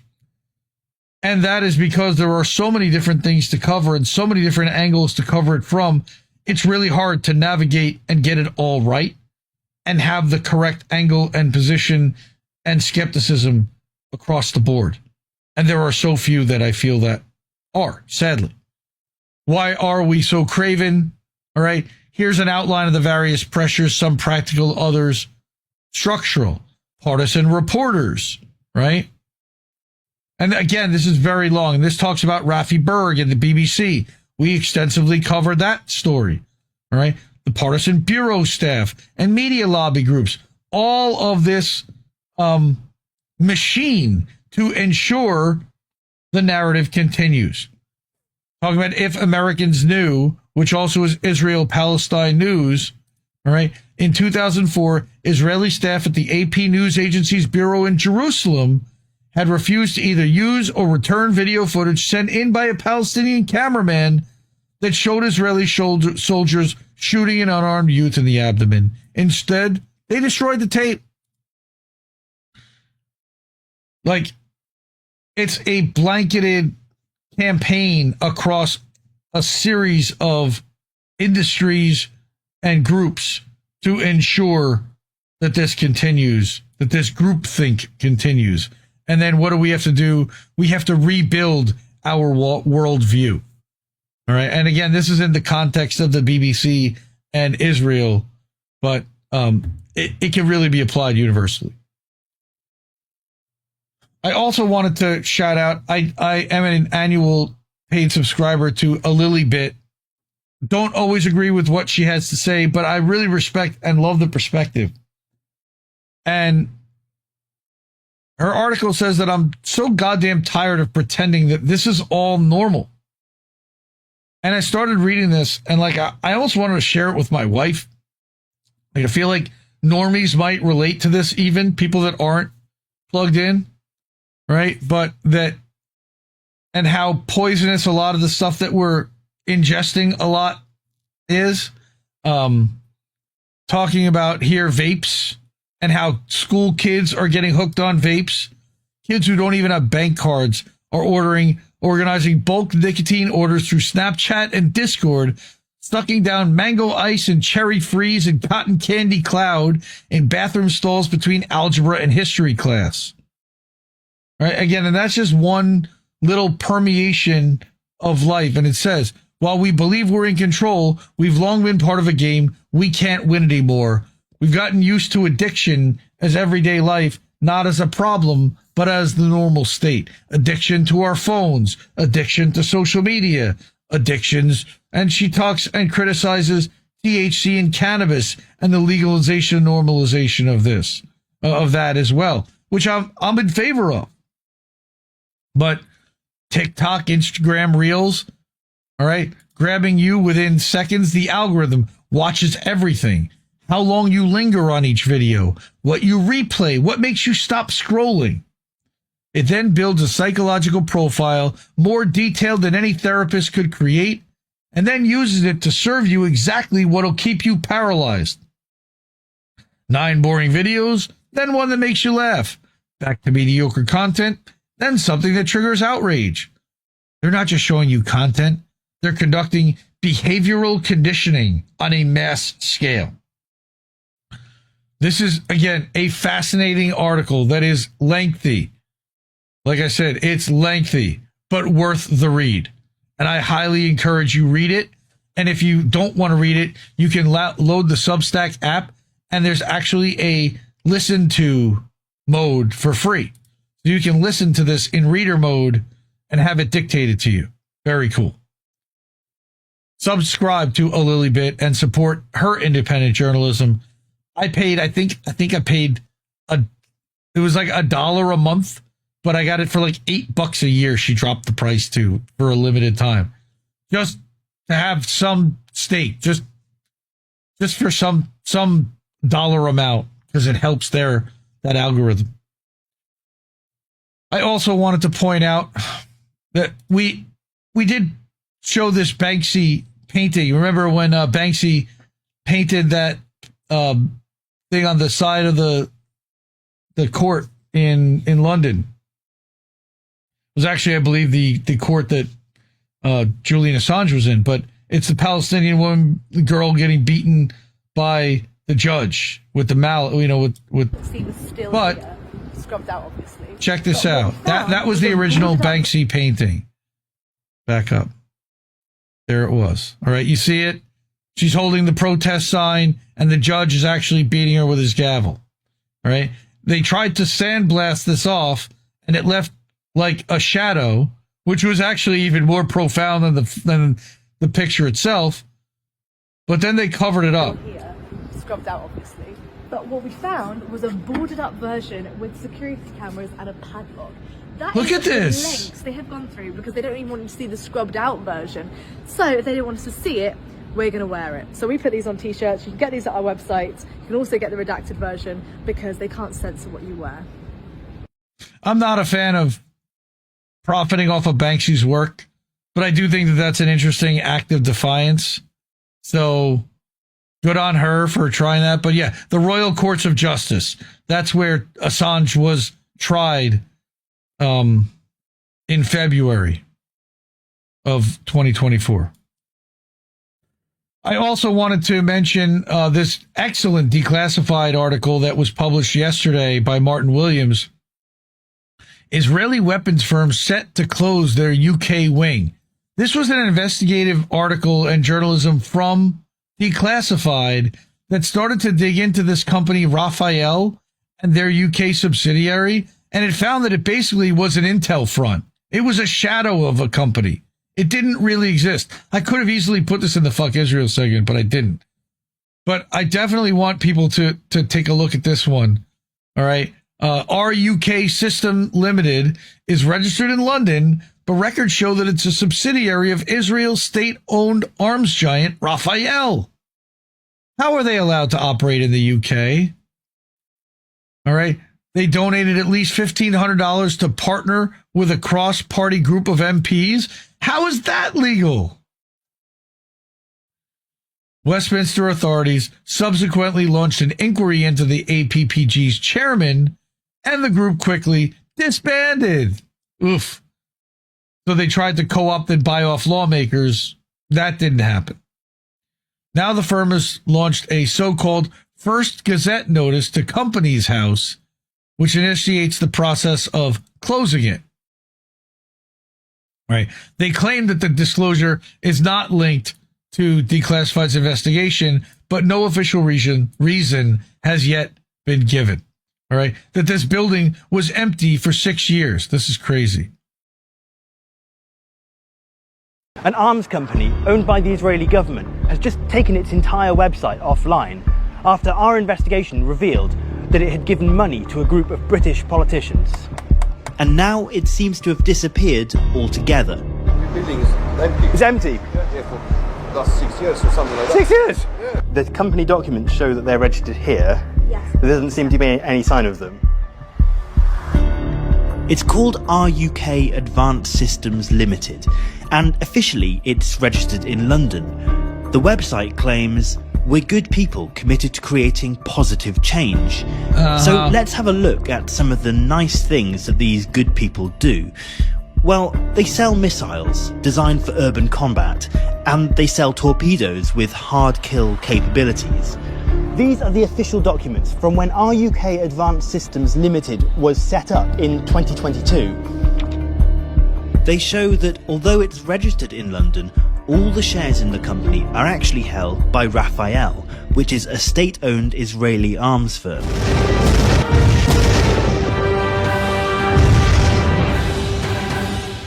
Rafael was founded in 1948 under an arm of the Israeli Defense Forces, and it's been responsible for making many of the missiles and drones that Israel uses to bomb Gaza. In particular, their infamous spike-guided missiles have been called out for causing huge numbers of civilian casualties. Recently, Rafael even made a promo video that showed its drone system tracking and killing someone in Gaza.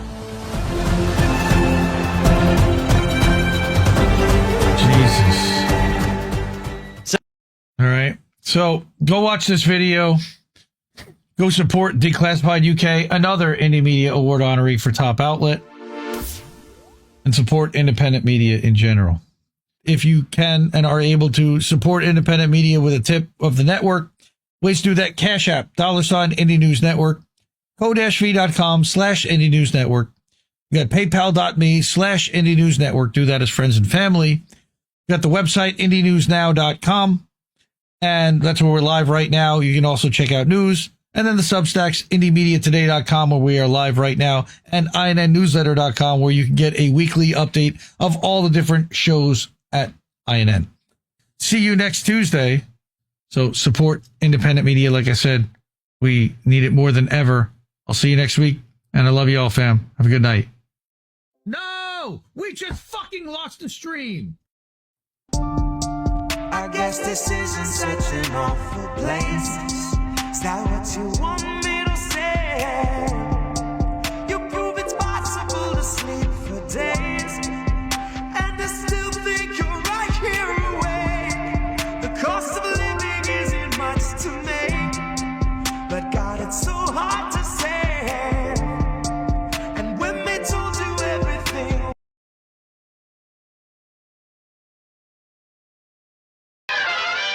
I don't know. Well, tourist-wise, kind of not the greatest indicator, but you know, maybe an indicator of disposable income. Right? We'll talk about Vegas, what's going on there. I want to talk to you about what Warren Buffett is doing with his money, because he's always got advanced knowledge, so you can watch him to see what's coming. I want to talk about fast food. What's happened? There's been a apocalypse in the fast food industry in America, which is frankly fine with me. You know, I don't wish that for the people who are going to lose their jobs, but it's going away. It's not limited to fast food. There's a ton of major companies that are downsizing. We'll talk a little bit about that. I want to talk about Snap, all the benefits that are going to people who are, boy, they're making it really hard for me to cheerlead for them. You know, I'm a compassionate guy in some respects, but boy, once you burn that bridge with me, you can go fuck yourself. All those people making TikTok videos like, oh, when my Snap runs out, I'll be looting the place. All right. Well, we'll just make sure we turn your Snap off forever, right? Get a job, hippie. I want to talk about housing assistance. I want to talk about New York City. It's going to be a disaster. And then we'll wrap up with some solutions, you know, and because we can't just complain about this, though it's worthy of complaints. But if we don't have some opportunities for you to say, all right, this sucks, but what can I do differently? Then I'm just scaring you for no reason. So I'm not trying to do that. We'll wrap up with some solutions, some good ones too, by the way. I mean, this is going to be a real gut check for a lot of people. You know, I've unfortunately been there. You know, I've been with the crazy markets go up, markets come down. I lived through the .com bubble. I was day trading during the .com bubble, which was fun. if you're suicidal and hate yourself, it's fun. Bartending at night, day trading during the day, it was fun. until it wasn't, right? And so you see how that the markets can collapse pretty quickly. Housing, I was in it and still couldn't see the frothiness of, well, like that's not true. I could see the frothiness of it. I just thought it was going to settle down a little bit. So, and I've been through some wild swings, and I say that because I now recognize a lot of the signs the second time around. Like, you'd think I would know the implications of a real estate collapse working in real estate in the hottest market in the world aside from Dubai. When I was in Las Vegas, it was the hottest real estate market in America. It was the second in the world, just only to Dubai. And so you go through all that. You think, oh, I work in real estate. I can see the real estate bubble. I mean, hell, I'm in the industry. And when I couldn't accurately get my bearings on what was happening, and I worked there and I was paying attention to it every day, it made me realize that I was looking at the wrong sources. I was getting information from traditional, standard mainstream media news sources, and they have a vested interest in keeping the bubble going, right? And keeping the scam going. So you'll read the paper and it'll say, yeah, things are a bit overheated, but here's the reason why this is normal, X, Y, and Z. And you go, oh yeah, that does kind of make sense. Or yeah, Vegas is overheated in real estate, but we've always got this pipeline of people from Southern California. And you see how shitty Southern California is and how all those people want to leave. By the way, we'll get to that. And so, you go, well, yeah, that's right. It is a better place to live in Southern California. I've lived in both. It's easier, cheaper, better on taxes. There's a million reasons. So I could convince myself that everything was going to be fine until it wasn't. And part of it was, to be fair, I didn't want it to collapse. I'm working in it. I'm living in it. I don't want it to collapse. It is against my best interest for the real estate market to collapse. Therefore, I don't want it to. And because of that, all sorts of biases come in, right? I read an article that I want to read, and I don't read the article I don't want to read because it might say something I don't want to hear. So that is a reality. Right? And so when we're looking at the economic forecast and what's happening, we have to be honest with ourselves in some respects. Did you just buy a new house? Because I did.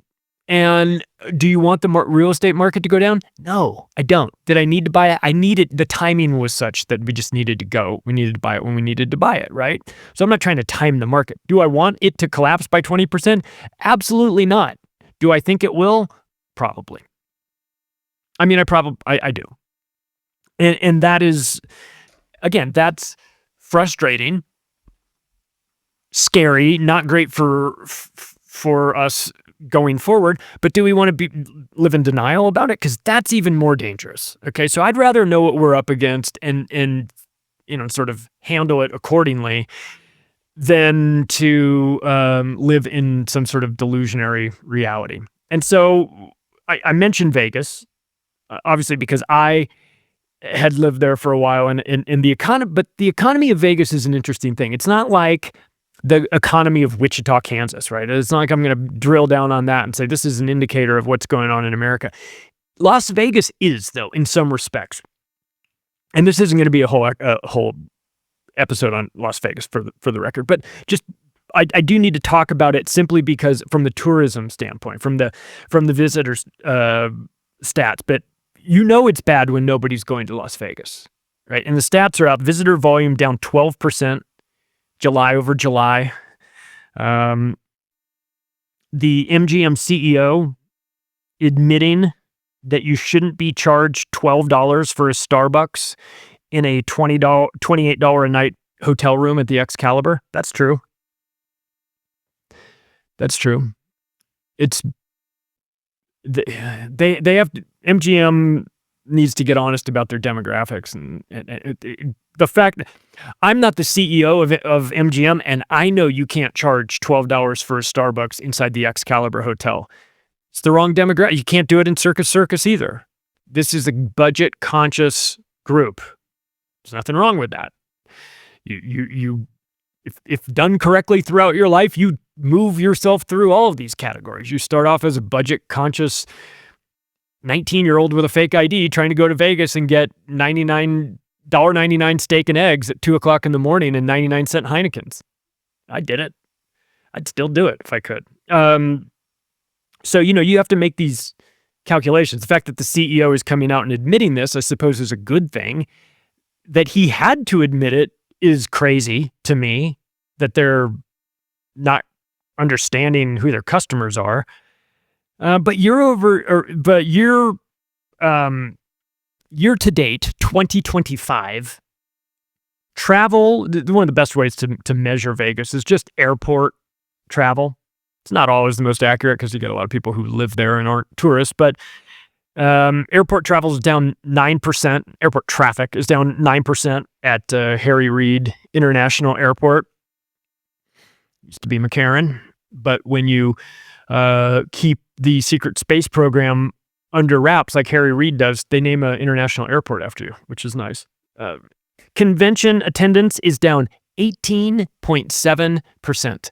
That is called a catastrophe in Las Vegas. So if you are a tourist, got your friends, got your family, and you go to Las Vegas for a weekend, 4 days, whatever,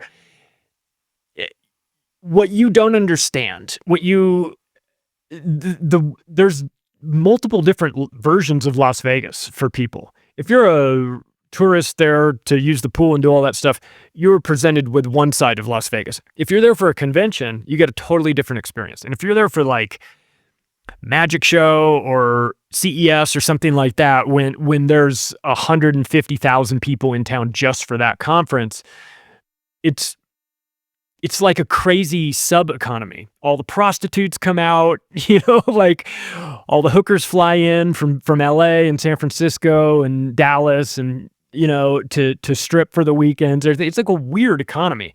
So convention attendance down 18.7% is a catastrophe for prostitutes. I assure you, they are down 18.7% in their revenue if you were to talk to them. But see, Canada, part of the reason why this is happening, that these numbers are down 12% for visitor volume, 9% at the airport, 18%, almost 19% for conventions, is that it's not the only reason, but one of the reasons is that Canada is very mad at Donald Trump. They're very mad. They're taking it out on Las Vegas specifically. They love Las Vegas. They come down. And that is sort of a subset of that is the spillover into Las Vegas real estate, because I can't tell you how many houses I sold to Canadians. I sold a house to a guy from Calgary, and he came in, and it was freezing ass cold in Vegas. It was 35 degrees in Vegas, and he came in. And he was wearing shorts. He walked in my sales office. Like, hey man, what's up? You're in town? He's like, yeah, I just got in this morning. I go, you're in fucking shorts? What are you, out of your mind? He goes, it's 100 degrees warmer in Las Vegas than it was in Calgary. I was like, oh shit. Okay. So when it's 100 degrees warmer in Las Vegas than it is in Canada, you might want to buy a secondary place in Las Vegas if you have the money and you have the ability to, but they're not. That's not happening. They're not even coming to Las Vegas anymore. The Canadians have decided we're done. So, and the housing market needs them, right? It's down 2.1% just from last year. If you're interested in buying or selling a house in Las Vegas or Henderson, Las Vegas area, go to alterluxury.com. You can find me, my partners. I'm the president of that real estate brokerage, so I can hook you up and help you buy or sell a place. I'll tell you what, I wouldn't want to own a high-rise condo in Miami right now these days after the HOA retrofits. Have you seen that? They had that what was it, Seaside Estates, something, high-rise building in Miami just fell over one day, just collapsed. And now they're having to go in and retrofit all that. Boy, it's a real estate condo catastrophe in South Florida because of the retrofitting, things like that. That's a huge problem, but that's regional, right? If you're not in South Florida and you're not in a condo, you don't give a shit. But how about this? Nationally, home listings are up 14%. That's not good necessarily. Homes for sale. There are, as of the recording of this, 2,058,000 homes for sale. However, the sellers outnumber the buyers by 500,000. Okay, that's a problem. That's a supply and demand economics 101 issue. We have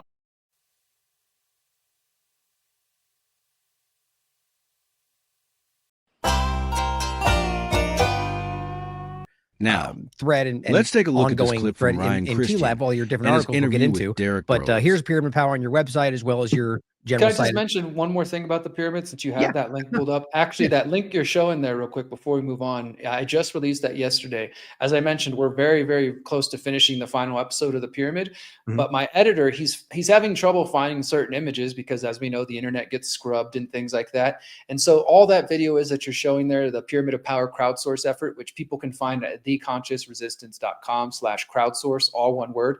It's literally just a list of some of the different scenes and some of the images and videos he's looking for.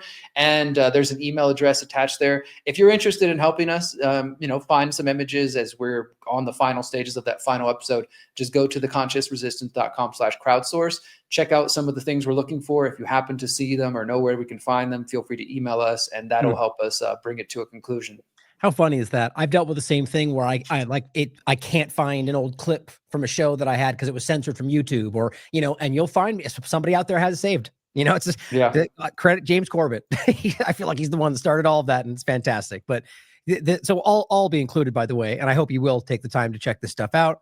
I want to start before we get into actual just your work in general with the both the fluoride discussion as well as technocracy. But you and I haven't touched on this, and I just wanted to get your brief thoughts. I'm sure we're probably somewhat in the same position, but there is recently an update around Epstein and Kash Patel. There was floating the idea that Kash was going to be fired, but Trump today recently said that he's doing great. But who knows whether that's the case or not. I only include that because I do think that Kash is sort of on the chopping block. But this is a clip where he's basically saying, I'll play it real quick. I think I have it, where he's basically just reiterating that, we're only going to release what we are legally allowed to release, which is not inaccurate, but it's the opposite of what everyone's saying is about to happen. I'll play this, then we can just kind of talk on where you think this is generally going, or it looks like maybe I didn't grab it. I'll grab it right now. But, what your thoughts on where you think the Epstein case is going in general, and, whether you think it's ever going to come out, all the different ways this is being used. Oh, sorry, this is on the screen, huh? Sure. Yeah, I mean, I'll share some thoughts while you get that together. Yeah, I mean, as far as this whole, I see what the clip is saying, that maybe Patel, Kash is not kind of being forthcoming if we're actually going to follow the letter of the law, which has been this whole, saga going on, right? I will say I've seen people saying for a couple of months now that the way that Thomas Massie and Ro Khanna wrote the law, I'm sure you've covered this, that there's just a single mention of unclassified in there, that some people say, look, they've kind of already built it in that says they will only release unclassified documents, which is standard procedure. And Thomas Massie actually did address that at the press conference I went to a couple months ago. He basically said, he said, like, if I don't include that, then they're not going to pass the law, because if we just say we'll get any documents at all, whether or not we agree with him or not, I mean, that was his argument. I get it. No, it's not inaccurate, but I hate that. That's politics, and I hate it. Go ahead. Yeah, exactly. He had to acknowledge, he's like, look, if I don't play the game a little bit, if they think that I'm just going to release anything, then it will never, it'll never see the light of day. And then, of course, the right wing and Johnson and all these these politicos, they play the left-right game, and they were saying for a while, the way the bill was written, it's going to, harm release victims' names, even though Ro Khanna and Massie specifically wrote in protections for victims' names. Right. And then, of course, once Trump said, hey, you guys should all vote for this, they all fell in line, and the Senate did it unanimously. I just hate how much of a freaking game it is. And what I hate even more is how the Q people, which still are limping along, and these other people, and just in MAGA, not even Q people, but MAGA, I know you saw the same things I saw. We're trying to spin it into like, no, this is actually Trump did this, pretended to be against it, because that's the only way he could get the Democrats to embrace it, which completely ignores the fact that Trump was president in 2016 to 2020. He could have released the files at any point. A president has that power. Like, if he could have done it anytime this year, he could have done it day one in office. He didn't need to play some 4D chess of let me be against it to get the Democrats to be for it, so then we'll go ahead and like, he could have just released it if that was really his goal. So there's just a lot of bullshit going around when it comes to this conversation. And overall, like, I'm glad that things are moving forward. I did read an article yesterday how, as part of this bill passing, they're even now going back to the grand jury records related to the indictment of Ghislaine Maxwell, which previously a judge had said, wouldn't be able to be released. But now with this new law, they're saying within 30 days, they're supposed to comply within the law. So now all the different courts which have Epstein records are being forced to kind of revisit everything they have and to redact what can't be released. So I think something's going to come out of this. I don't think there's going to be, and I've never thought this about the Epstein stuff, that there's going to be some brand new document with a picture of Epstein and Trump, molesting young girls, or Clinton doing it. Like, anybody who's waiting for that sort of thing, I think you've been led astray. But sure, are we going to find more pieces of the puzzle? Yeah, we will. I mean, even with the recent documents that were released by the House Oversight Committee, that 20-something thousand pages, which, by the way, there is one website I found that actually put that into a searchable format, because of anybody who's actually seen the way they release them, it's just file, folder.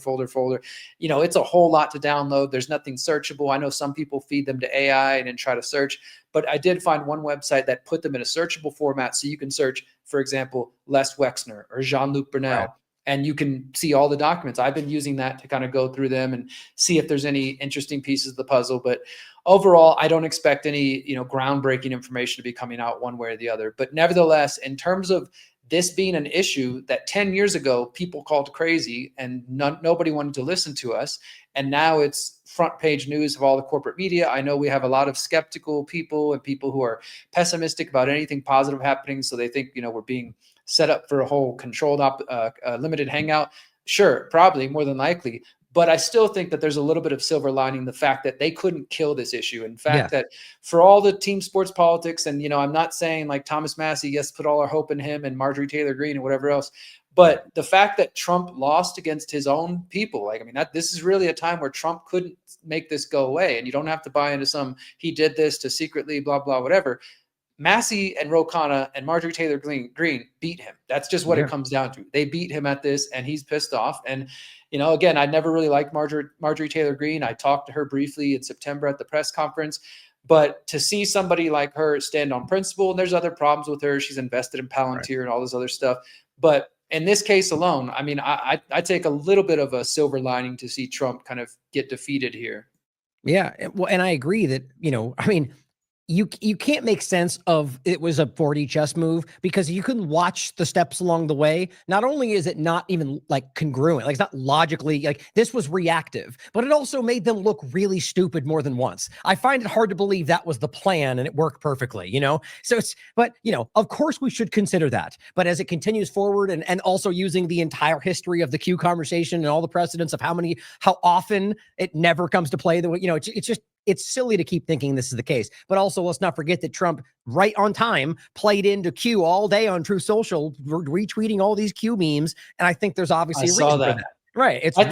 I think that was done. I said to somebody, because every time something like this happens, the Q people will tag me and be like, oh yeah, so it's a psyop, huh? And I'm like, guys, don't you see that this dude is literally losing? He's getting defeated. His numbers are going, poll approval numbers are going down, and all he has to do is post some Q memes, and then that crowd's like, yeah, look, here it is, it's confirmation. To me, it's just like, of course they know about what Q is, and they're just stringing along people. I've argued that for years, that Trump knew about Q, but not because he's part of some super secret military operation, but because using all the data they learned from Cambridge Analytica, which goes back to Steve Bannon in the first term, they realized how they could perfect their messaging to create this narrative that he was a secret, agent against the deep state. And, every time he seems to be suffering, or, suffers a defeat, like in the Epstein thing, you'll see the Q kind of narrative pop back up. And I think it's just a way to keep stringing his people along so they can try to explain away all the faults of Trump and the areas where he's falling short.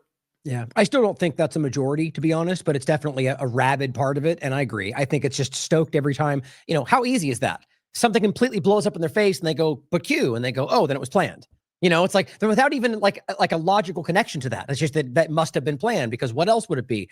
But yeah, this is typical team sport politics, where it's partisanship. People fall into this. They want a hero, but here's the clip, by the way, that I was going to pull up. And it's exactly what you were talking about, by the way. They're addressing the 30-day window, and then the way he describes it. And I'm glad I just remembered. I wanted to point out that, so the unclassified point, is definitely part of that. And I understand the logic to what Massey said. I still don't agree with it. I think it's frustrating. Let them push back on the bill, let them stop it, and then make that the point. You know what I mean? But either way, that on top of that, there was about 3 other things that could slow this down. I don't have it in front of me right now, but I know one was the unclassified point. There was 2 other examples of, like, if there's information that points to, victims, for example. But let's not forget that Massey has this huge, I think there's 20 of them that are there with him going, we want our information put out.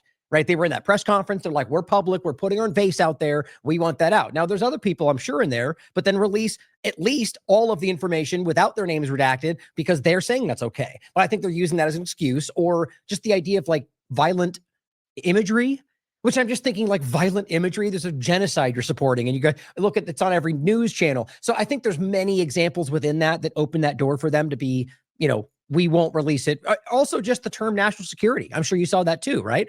National security. And that's then a huge one. Obviously, they can drive a truck through national security. Yeah. Johnson came out and said, I think it was right before they went through this, but Johnson came out and said, well, the CIA is supposed to be the one to decide, so they can't even do it until the CIA checks off. So here's the clip, and you'll see how this seems to be obviously set up to be, we're going to give you some redacted pages and say that ends it, like they've tried 4 times already. Epstein Files Transparency Act has a very tight deadline, 30 days, to produce unclassified records. Will the FBI meet the 30-day deadline? Well, we are working with our partners at the Department of Justice to produce, as we've always committed to producing, what we can lawfully, legally produce. And we will continue to meet those metrics, reminding the public that there are court orders in place, protective orders, and orders to seal in place. Now, correct me if I'm wrong, I believe he's still referring to the Florida point, which Massey already proved only applies to Florida. That's the sealing part, by the way. But I could be wrong and there's something new. But I think he's still pointing to that, acting like that's sealed across the country. Well, there's definitely some areas that have been sealed, and one of them is including what I mentioned earlier about the grand jury indictments related to Ghislaine Maxwell, because those have never been released. And it is true that typically grand jury indictments and proceedings are typically secret. It's a big problem with grand juries. It's supposed to be for protection, but those never really see the light of day. But even under this new, the passing of this new law, there was an article out yesterday at Courthouse News that was the judge basically responding, and she's apparently going to, she's given, I think, both sides, the government and Ghislaine Maxwell's side, till December 4th to respond, and then she's expected to rule by December 10th. So they still have some discretion in terms of what they want to release, which they could say, okay, we're going to withhold these 3 because of whatever reasons, and we're going to release the rest. So there's some truth to that. But the bill, is now that it's been signed by Trump, it compels all agencies of the U.S. government to release pretty much everything they have, except for those few, or at least they're supposed to be few, very rare exceptions. Well, and as we both know, that could be everything. It's very easy to couch what you need to be in the places you're not supposed to see. Let me finish this, and I'll make a comment about what I expect. That legally prohibit the disclosure of information related to any investigation when there's a court order of that fashion. So we're working with DOJ to say if we can produce anything more. As FBI director, will you commit to as few blacked out sections or redactions as possible? We always do. We have in our productions to Congress, which have been historic to this year, and we'll treat every matter in the same fashion while also upholding always victims' rights. Victims' rights in any case, whether it's President Trump's case, this case, or any case, the victims' rights statutes are preeminent, and we will protect those victims at all costs. President Trump told your boss, Attorney General Pam, the same victims who are calling him out right now, by the way, Bondi, to look into the relationship between Jeffrey Epstein and Democrats, including former President Bill Clinton. Is the probe limited to Democrats, or will you follow the facts wherever they lead? We'll just follow the facts. It's pretty simple for this FBI. So more charges are possible in the Epstein case? Based on the new referral, we'll take a look at that and see what evidence comes. But there's an important distinction.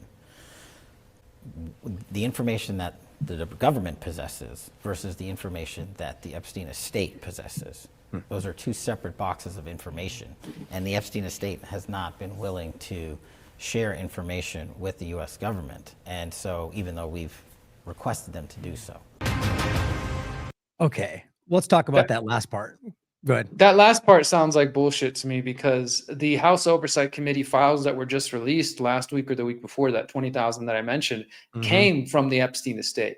because they've been subpoenaed earlier this year. And this is another point I've been making about the people who are claiming it's 5D chess or whatever, that it is true that under the Democrats, going back to Bush, the end of Bush's second term, that's when Epstein first got arrested. Nobody knew about it back then, but if he wanted to, he could have released them. And then during Obama's 2 terms, he could have released any files that were relevant. And then obviously Trump's first term, Biden, et cetera. So it's been both parties. People who try to make it a left or right thing, they ignore that both parties had opportunities.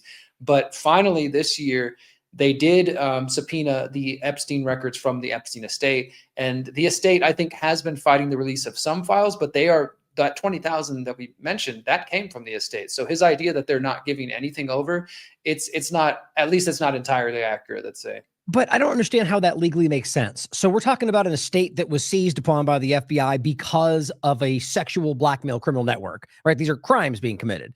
And he's arguing that they're just left at the mercy of whether they decide to hand over information. I mean, I'm not a lawyer, but that does not sound like that legally makes sense to me.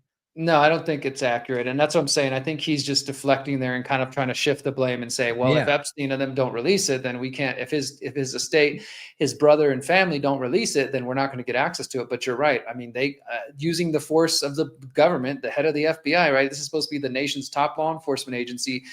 They can compel them to release all kinds of things, and they have been. I think that he's trying to add as many caveats ahead of time, right? So that when the obvious it comes up and there's certain redactions or a lack of files, or people say, well, we got this, but not this, then he can say, well, I told you guys ahead of time. I told you there's going to be these different restrictions, and he's trying to save face in advance. It's interesting though. We'll have to see how, I mean, I'm sure there could be something that might make that make sense, but at the end of the day, it's how that is used. And you're right. I mean, it really does open another door for him. Do you think that he is ultimately, your opinion, going to be thrown under the bus? I think it's possible. I've seen the same rumors being reported that you mentioned about him being on the way out. And they said that the mainstream media said that a couple of months ago too. We haven't seen anything happen. There's, apparently been conflicts between him and Pam Bondi and Dan Bongino and stuff like that. I guess we'll wait and see, right? But I think that while the first time Trump was in office and he did get rid of a lot of people infamously, there's people being fired left and right. What they tried to claim back then, well, Trump was inexperienced. And so the deep state put people in there, blah, blah. So I think this time though, since he literally got his mandate from the American public and built this coalition with all these different people coming together, I don't think he wants to have that same kind of narrative of like, oh, Trump's just firing everybody, when it's the people that not only he claimed he wanted, these weren't deep state agents, that's what we were told. And then these are the people the MAGA base wanted. Remember how big of a campaign there was to put Dan Bongino on there, put Kash Patel, they're going to clean house, et cetera. Right. I think that there's it wouldn't be surprising to see him, get tossed under the bus. But I also think there's a potential where Trump is trying to also save face and doesn't want the people that he chose to look bad, right? Or for him to look bad for choosing them. Yeah, no, it's a good point. I agree. And I think they're playing that's their calculus right now. But, is it worth it? But I think if they had to, I think I would argue right now, someone like a Bondi or a Kash Patel are the ones that are the weakest link and potentially the ones that I don't think they would care to throw them under the bus. But I think you're right. I think it's an effort to try to make it appear as if this is all going the way that they planned, with the counterbalance being and the rest is just Democrat lies and narratives. But yeah, I do think that I would argue that if this goes worse, if this continues to hurt them, that he'll be the scapegoat.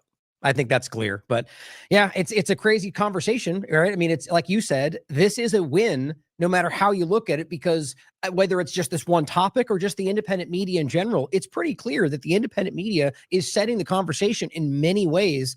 And that's despite having, think of the resources and the influence and the algorithmic censorship, and yet these things are still breaking through. I don't know how we don't stand back and see that as what we're always talking about, Derrick, that this is changing in front of us and they're just trying to hide that for everybody. It's very interesting. Absolutely. But let's talk about one of those examples. And this is one of these conversations that you are spearheading, that it is a window into the change, right? Is that you could see this happening even before the Maha momentum, right? Where there's something that, let's just even say before Trump, I'm looking at this as like a government, not left or right, because I see it all as one thing, but people started to recognize that these things were not being done for your interest, or that they were lying to you, or like these large ones like chemtrails or fluoride in your water, And so this really did start to open that door. But now with the overlap of Maha and that Trump's administration, as you've been highlighting more than anybody, is absolutely continuing the same thing. It's a powerful moment. And so you recently put this out. This was today. Fluoride lawsuit plaintiffs pushed back against Trump EPA in ongoing litigation. So start wherever you like. Yeah, so I won't, recap the entire past almost 10 years. It's been 9 years now since this whole thing started. But for regular TLAV viewers, you guys are familiar that there has been this big historic federal lawsuit taking place, really trying to get fluoride out of the water is what it comes down to. It was led by Food and Water Watch, the Fluoride Action Network, and the attorney Michael Connett, who we've talked about quite a bit on the show. And I do really want to encourage people to go back to the TLAV archives and watch our previous interviews, read some of my previous articles, because there's a lot of layers here. And even just getting to this point where last September, a federal court said that fluoride at 0.7 milligrams per liter poses an unreasonable risk to neurodevelopment of children. That's a quote from the court itself. That was a huge fight. And everything I documented prior to that, which we covered on TLAV, includes the CDC and the oral health division at the CDC trying to hide this report from coming out, the National Toxicology Program report. We had scientists on the inside having to fight to, get their report to have the conclusions they were finding. And the only reason we even know about that is because of this lawsuit. So I give a big, big thanks to Michael Connett and his team and everybody who invested in it, because without them being able to go to court and then file for discovery and say, hey, give us access to all kinds of documents, we would have never even known that these scientists in the background were fighting, tooth and nail to keep their conclusions, while other influences, namely coming from the American Dental Association and groups like that, we're really trying to smother this lawsuit and to smother the conclusions of the National Toxicology Program. So in September of last year, when we got this final ruling and Judge Edward Chin out of San Francisco said fluoride does pose an unreasonable risk, the EPA must now act. This is at the end of the Biden administration, of course. And we sort of, we celebrated for a moment, but we all knew an appeal was coming sooner or later, right? So literally in the last couple of days of the Biden administration, whoever was running the Biden camp, the Biden administration filed an appeal from the EPA. And again, that was not surprising, was not unexpected, but a lot of people, including, I will say, some of the people, not to talk down to them, but a lot of people, even including those involved in the lawsuit, were optimistic and hopeful that Trump partnering with RFK meant that, okay, as soon as Trump comes in office, he's just going to end this appeal. He's going to, Can I say really down. quickly? Yeah, I absolutely felt the same way. But obviously, not because I thought that I just thought that this was such an obvious low-hanging fruit. Like my mind, like I didn't expect a Stargate platform in the first few days, right? My mindset was like, I think this is going to be the easy one they have to do to trick people into thinking, and they still didn't, right? But that's why I agree with that, is that it seemed like such an obvious choice for them, but they just didn't seem to care. And Go ahead. because it would have been so easy. I mean, literally, it's just, hey, let's reverse that appeal and let's let the judge, the ruling play out. The EPA must act. But that's not what happened. In the first couple of months of the Trump administration, it became pretty clear, as I reported back over the summer, it became clear even before they actually filed their appeal in July, it was pretty clear that they were pursuing strategies for like how to continue the appeal instead of just coming in, like we were saying, and just reversing it day one or even the first month or first couple of months or anything. They continued to dialogue with the court and say, hey, we need an extension. We need a little more time to think about it. We need a little more time to think about it. And then in July of this summer, they officially filed their appeal and made it clear the Trump administration, the DOJ, because this is the thing for people to understand. And I explained this in the articles, but just in case anybody's a little confused, the EPA is the actual agency which the court ruled needs to act. And of course, the EPA is under the Trump White House, the Trump administration, but it's actually the Department of Justice under Pam Bondi, who again was appointed by Trump, who is leading the lawsuit. So it's the DOJ attorneys representing the EPA who are fighting this. So really at any point now, as Michael Connett, the lead attorney, tweeted whenever he filed his response last week, he said Pam Bondi and the EPA's head, Lee Zeldin, who was appointed by Trump, they could stop this at any moment. They could literally just say, hey, never mind, we're going to drop it. But that's not what's happening. So the Trump administration under the DOJ and the EPA filed their appeal this summer. And then this latest update that I shared here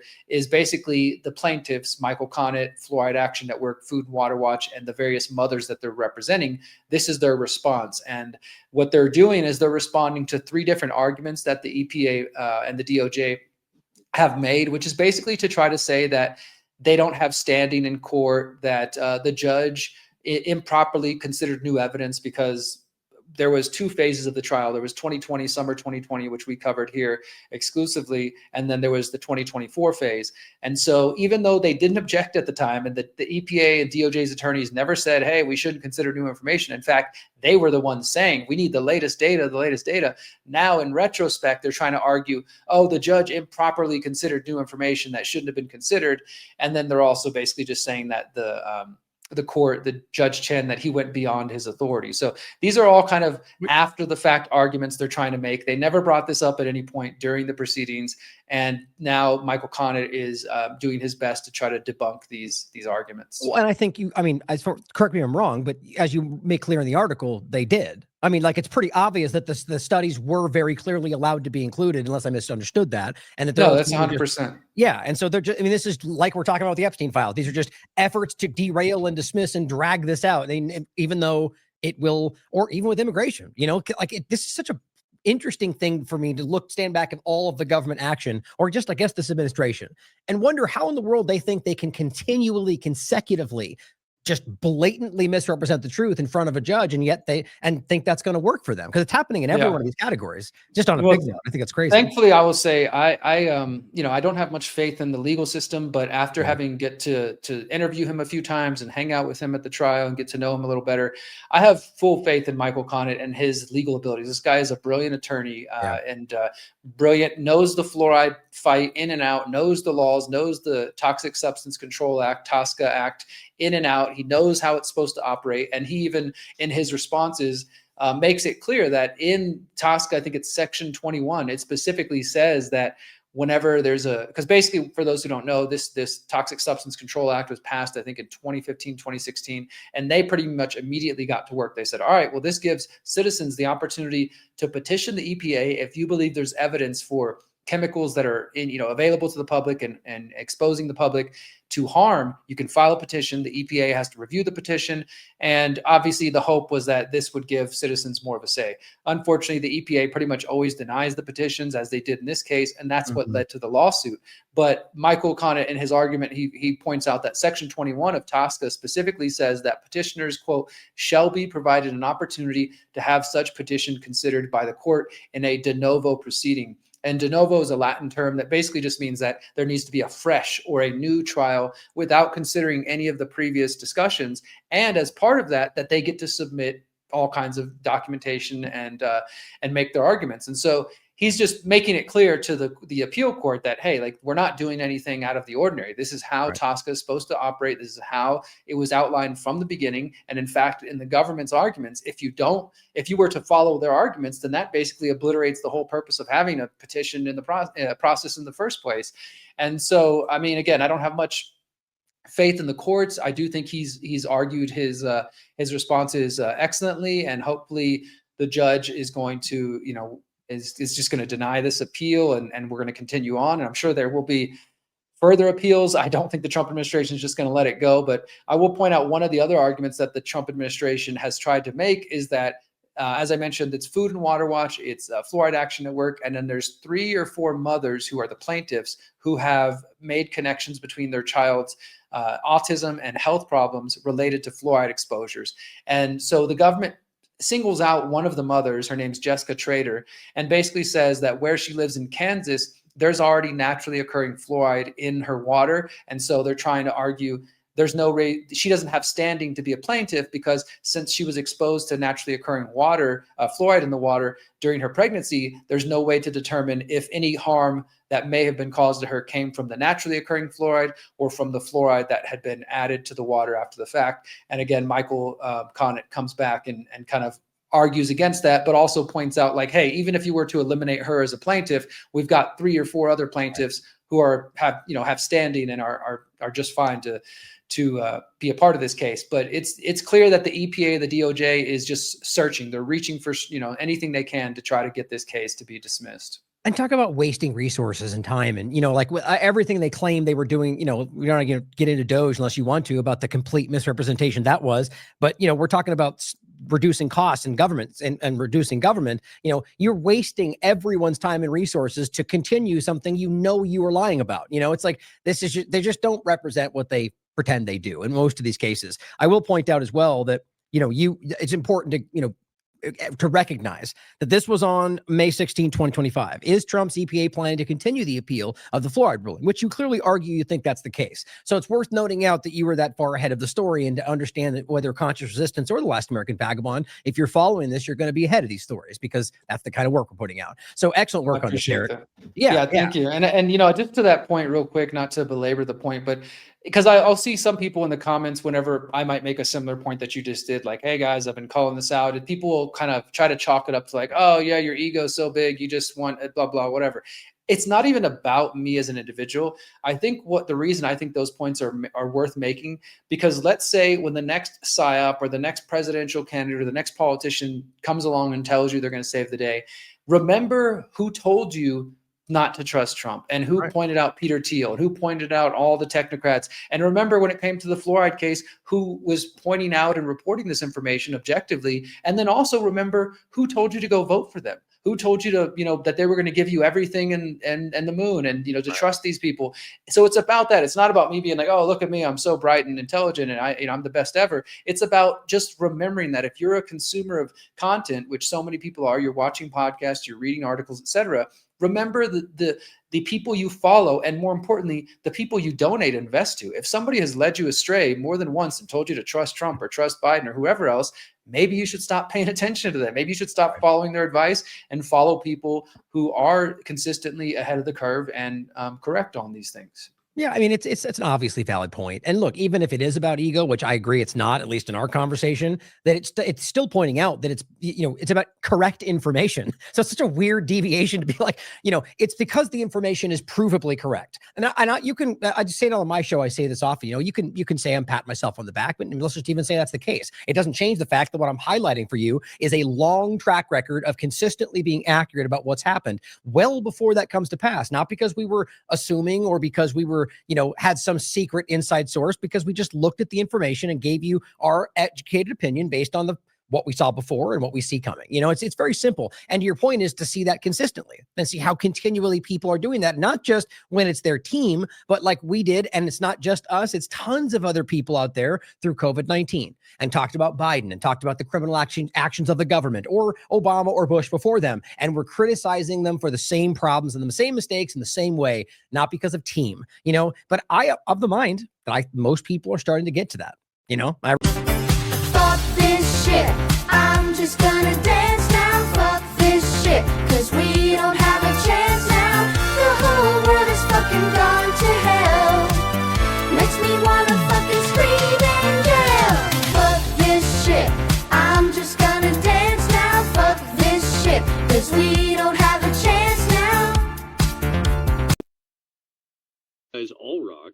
Thank you for being here and hanging out and being a part of the show. We do love the hell out of you, and we can't do the damn thing without you.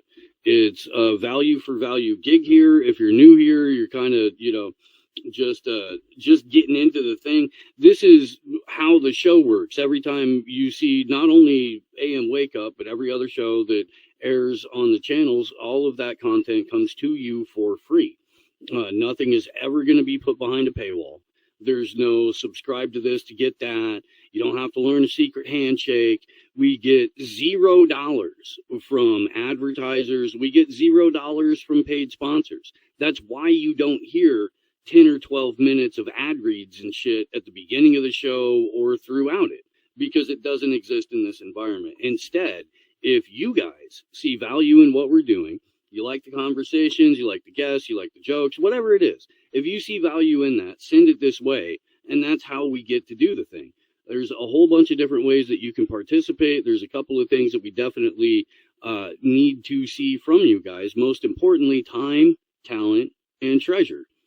Time and talent, because it's just me doing all of the things 7 days a week in order to make sure that you guys see this stuff and I participate and hit almost all of it. It's not going to break your wrist. I promise. I promise.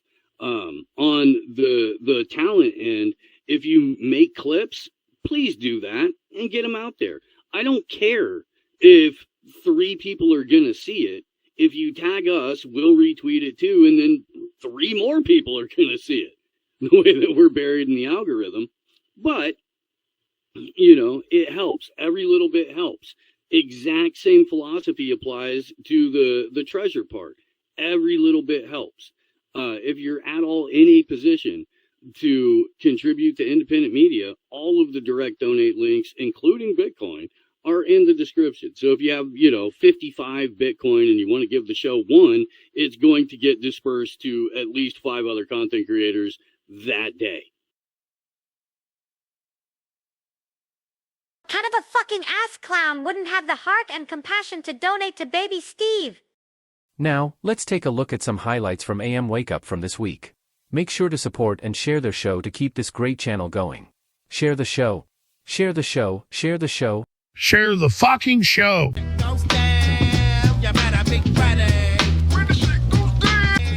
Kicking off Thanksgiving week and the overall holiday season. 30 more shopping days till Xmas? Yeah. Well, morning, Charles. Everybody, Charles is here. Hope you're doing well this morning, my friend. Yeah, no, that wasn't that was actual applause, folks. And to what Steve was saying, yeah, we are in that time of year, aren't we? We're in that weird period where some people are hanging up their Christmas lights because they're that ready. Some people aren't. Some people are ready for Thanksgiving. Some people don't celebrate the massacring of engines. Hey, it is what it is, man. But we're in that time of year. It's almost the end of the year. And people are still shopping, like you said. Yeah. About to kick off the physical and online buying frenzy. But it's a shit economy, so who knows what that's going to look like this year. It'll be interesting to see how they spin it. True. Calling up a couple of billionaires, being like, look, dude, just spend a lot of money this weekend. We'll be able to add it to the total, which means when we average it, we'll say consumers spent, X amount more than they did because of you guys. You can always return it in January. Nobody's going to check. Yeah, no one's going to know. No one's going to care. No big deal. Just hook us up. We'll probably bring this up later, but did you see where one of the Ukrainian officials got busted with the crown jewels that were stolen out of the Louvre last month? No, I've not heard about that. Yeah, got a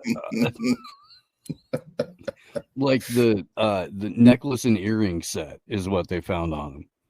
Oh wow! So which means he could have had more and already moved it, or right? That's what he wound up with. We don't know. We're not in Ukraine. So some Ukrainian official was dressed up like the Catwoman, and they were like playing the Mission Impossible music, like climbing and shit, just like. No, you don't remember the Louvre robbery the other month? Do you know what I'm talking about? I know what you're talking about, but you're saying a Ukrainian is involved? Yeah, please. More info for myself. Yeah, absolutely. Okay. So this gentleman, and I'm not sure if this is AI voice or not, or even if it's English. Let's find out. A corruption scandal at the highest levels of Ukraine's government has taken an unexpected turn. Among the assets confiscated from Timur Mindich, investigators have discovered a portion of the jewels stolen from the Louvre. In early October, the National Anti-Corruption Bureau of Ukraine, NABU, carried out a series of searches targeting a number of high-ranking Ukrainian officials, among whom was Timur Mindich, a friend of Ukrainian President Volodymyr Zelensky. Timur Mindich is a well-known Ukrainian businessman and a former co-owner of the company Kvartal 95 Studio, founded by Volodymyr Zelensky. NABU accused the businessman of corrupt activities in the energy sector, as well as of involving former Ukrainian Energy Minister Herman Halushenko and former Defense Minister Rustem Umerov in these activities. Now, look, man, I hate to cast aspersions. That's not what I'm here to do. However, only in a couple of the skits that we've seen Zelensky in, where he was acting or appeared to have additional sugar in his tank, little zesty, little sweet, or blatantly sweet. Yeah, that coca. With the exception of that, I've never seen a Ukrainian smile. That's funny. That's funny you say that, man. I mean, you're the most corrupt country on the planet, or at least in the West. You'd think you'd be a little bit more jolly. No, all that corruption weighs you down, bro. It kills your spirit. You know what I'm saying? It's like you're well off, but your morals and your ethics and like the thing God gave you, that spirit and soul of yours, it's just rotten. I mean, yeah. I don't know. All that cocaine doesn't smile on you. I mean, I guess I'd have a perpetual frown too if my name was Herman, but Harm. Boy. What up, big Herm? What's homie's name, Steve? What's his name? Herman Holishchenko. Okay. And Rustem Umrov. Okay. German Halashenko. Okay. Let's see. A little Google search lets us know. Ukrainian lawyer. Okay. Minister of Justice. Blah, blah, blah, blah, blah. Okay. Okay. Interesting. So these people are all part of the same thing. And so this nigga's involved in some hanky-panky. Yeah.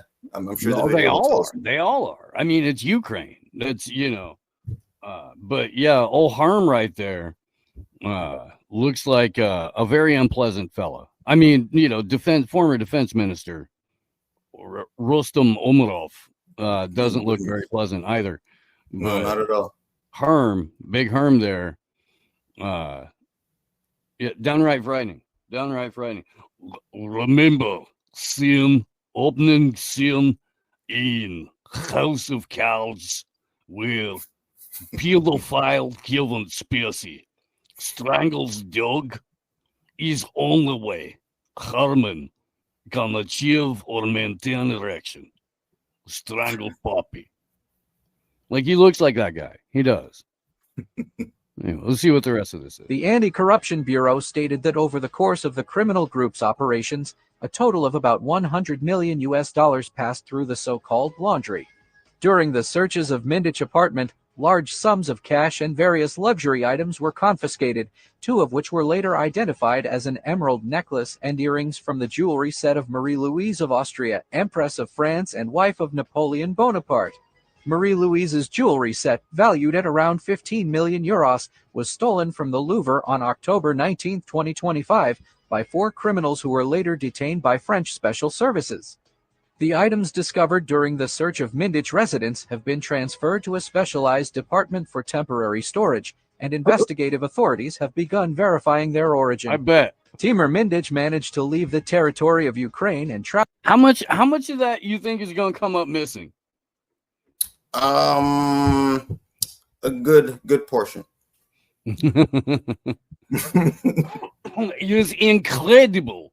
We were able to manage to recover 3.5 million dollars. Wow. In illegally obtained monies from very bad peoples. Yeah. What a country, man. Just the whole thing is just sloppy, man. But hey, when that's your nation, it is what it is. That's what you do. So hey. So where did this last corrupt official pack up and run off to, Charles? Oh, let me take a guess. It's not Oman. No, it is not Oman. It's not Iran. No, although you're getting closer now. Okay, at least in terms of spelling. Is it? Oh, in terms of spelling, is it Iraq? Even closer yet. Istanbul, in terms Turkey? Of both spelling and location. Not Istanbul. Oh, boy. Palestine, perhaps? Oh, if you're referring to occupied Palestine. Oh, boy. Then yes, you would be absolutely correct. Wow. Well done. You know what? Not a surprise, bro. I'm sorry. I was over here Googling. I'm like, Mindich family. And before I even hit go, you're telling me he went to Israel. I mean, that's what they're saying. These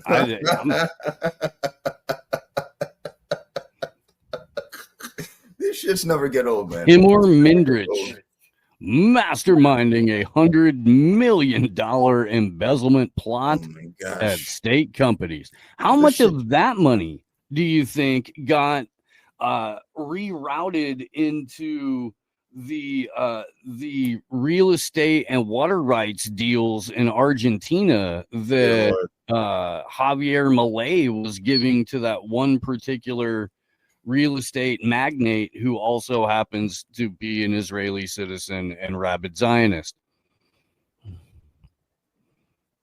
Wow. Yeah. Damn. Whoops. Damn. Whoops. Found him with the crown jewels. Yep, you got caught. Whoopsie. Now you just go to Israel. The US is gonna give you a little they're gonna give you a little slap, but you're gonna stay low key. We're gonna forget about you, and yeah. Fuck. Kanye that's what I call him. Kanye I want that Kanye back. All right. I will I'll respect his crazy ass and refer to him as Ye. Well, it doesn't actually cost me anything. But let's do some jokes. Let's do some jokes with the slightly tarnished. Isn't it weird that like going to Saudi Arabia to the Riyadh Festival did more to punish Louis C.K.'s reputation in 2025 than anything else? Yeah. Anything else? That's where we live in. Than anything else, yeah. Than all that mayonnaise. Hey, look, I don't know. I wasn't there. Oh, sounds like he asked everybody. I don't know what you're talking. I'm talking about redhead mayonnaise. I don't know what you're talking about. What?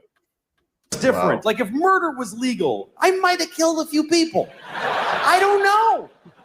I'd love to think, I would never do that. But we really need the law against murder. For one simple reason. The law against murder is the number one thing preventing murder. We'd like to think it's because I would never do that. No, it's because it really sucks getting caught murdering. A lot. If murder was legal or just a misdemeanor, like you get a thing in the mail, oh shit, they had a camera there. Oh, well.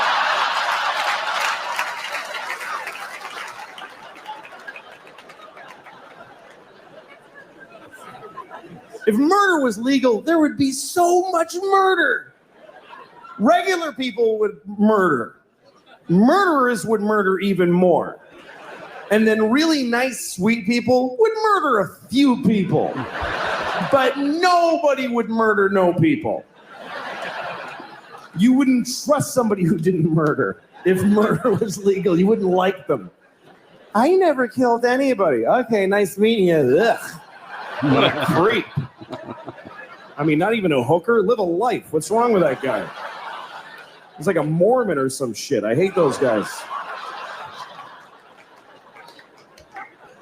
I think he's nice. Shut up, Janet. It would just...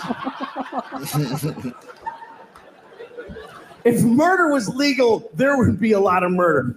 Children would behave very differently. Because mostly parents would be murdering their own kids. That's mostly what would happen if murder was legal. You'd be, you go to a mall, there'd be like 8 different moms in the mall, just, I told you to stop it! You didn't listen to me! You'd be stepping over dead kids. It'd be like a new problem. You have to clean up your kids when you kill them, because it's gross. It's bad for the environment. If you murder your child in a public place, please use one of the red bags that are in the dispensers every 3 feet of America. Every 3 feet of America. Put your murdered child in the red bag with a logo of a murdered kid on it. Next to the other logo that tells you not to let your alive kid play with a plastic bag because they might suffocate. In which case, you could just leave them in the bag.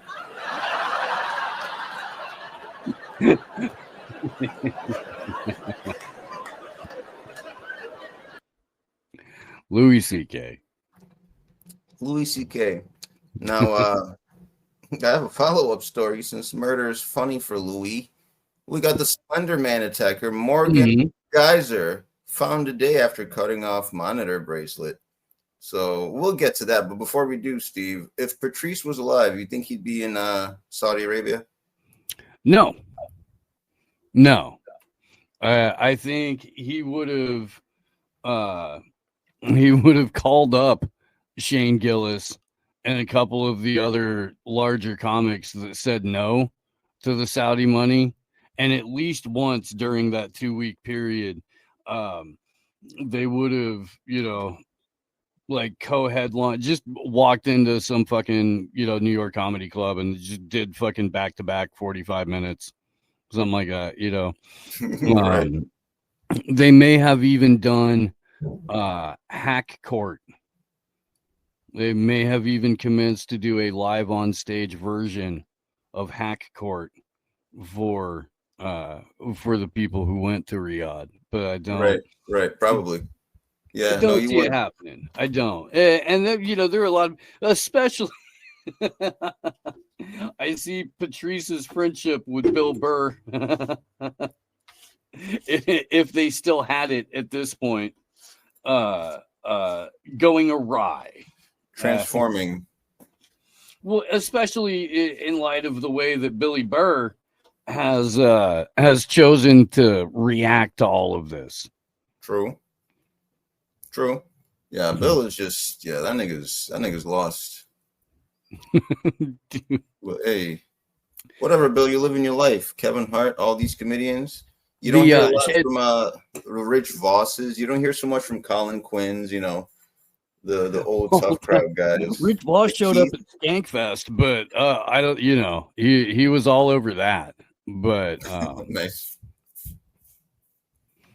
No, he wasn't making huge money at all. He wasn't making shit money. But we've also got to incorporate into that, Irie, Patrice, maybe not with Black Phillip, but in general, Patrice would have been murdering the podcast scene. He would be making Tim Dillon money. He might be making Joe Rogan money. So that there's that too. Yeah, no, Nick DiPaolo is not taking that money. no, he's definitely not. No, certainly not. But Louis' thing made me think about the story, the Slender Man drawing. But a woman who stabbed her 6th grade classmate to win favor with a fictional internet character named Slender Man more than a decade ago has been taken into custody a day after cutting off her monitoring bracelet and leaving a group home where she'd been living, police said. So this is going back to the Slender Man killings, if folks remember, right? Back to like the 2 girls killed some kid. Yeah. They took him to the woods and they killed him and all these. They stabbed him a bunch of times or whatever, right? So this is one of the women. Morgan Geyser, 23, was found Sunday at a truck stop in Posen, Illinois, roughly 20 miles south of Chicago. Is this your hood, Steve? You know this town? I mean, I know. Yeah, not. I grew up in Central Indiana, but I'm aware of where Posen is. Right. Yeah. So you know this. Yeah. Okay. For sure. Yeah. Cool. All right. Cool. She was found with another person whom police did not identify. There is no longer a need to search for Morgan Geyser at this time. Police in Madison, Wisconsin, said in a statement late Sunday. Police said they received confirmation around 10:34 p.m. Sunday that Geyser had been taken into custody in Illinois. Geyser was last seen in a residential neighborhood on the west side of Madison around 8 p.m. Saturday with an adult acquaintance, police said in an earlier statement. In a crime that stunned the nation, Geyser and her friend Anissa Weir, both 12 at the time of the crime, lured their classmate into a park in Waukesha, Wisconsin in 2014, where they stabbed her 19 times to impress Slender Man, a boogeyman for the internet age.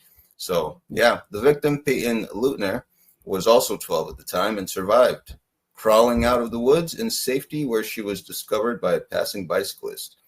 Oh, homegirl did make it. Damn, that's gnarly. That's gnarly, dude. That's like a movie, bro. Well, the niggas became stars, right? Wasn't that part of the whole thing? They wanted Slender Man to know him. They wanted to be cool. And hey, there you go. You're famous. Say cheese. Mm-hmm. And yeah, I think that's what the internet thing was based off of. It was a like rumored killer a couple of decades ago. Yeah, Purple Glue. Yeah, I thought she died this whole time, but no, there she is. She's alive. The girl lived. Damn. Imagine living with that fucking trauma. Right? Some young bitches got you in the woods and then they fucking stabbed you up and shit. For Slender Man. Right. And it turns out the whole time that it's actually just Sebastian Bach from Skid Row. Right. Off of whatever's left of MAGA are going to jump in line, and it's going to look and sound exactly like this. Attention, everyone. Let's all give thanks to the leader for this glorious day. The leader is good. The leader is great. We surrender our will as of the state. The leader is good. The leader is great. We surrender our will as of the state. It's no use. He's obviously the most powerful mind we've ever dealt with. Or, na-na-na-na-na-na-na leader. Na-na-na-na-na-na-na leader. Na-na-na-na-na-na leader. Na-na-na-na-na-na leader. Leader. Leader. Batman! Leader! I love the leader. And that's how MAGA was born. That's so funny. But as always, though, I think whether Maha or MAGA, it's the way we have to understand this is that this was like any other situation like this. There's a base, an organic movement. I shouldn't say always. I mean, there's plenty of completely not, ground up, cobbled together lies, but whatever, when they see momentum, whatever it is, these are people that whether they're being lied to about what the conservatives, whatever it is, but believe they're doing the right thing, and they're doing it for what they think are the right reasons. And sometimes it is the case, but that gets co-opted every time. So my point is that there's a lot of people that genuinely want to make America great again. So we shouldn't conflate those people, even if they're misguided by thinking Trump's doing that, with the ones that are out there going blind Trump no matter what, right? Trump sells you fucking COVID shots dipped in fucking fake butter and whatever. Okay, fucking great, winning. That's insane.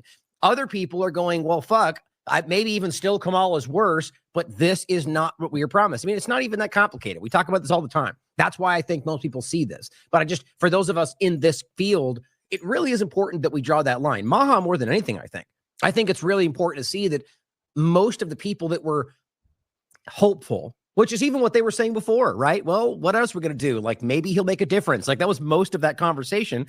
And so now they're kind of going, well, that's not Maha, right? It's just a lot of very key people. And yet you get the people that are core, that are really Maha, meaning just MAGA, just whatever Trump does is Maha. And that's not what most of them think.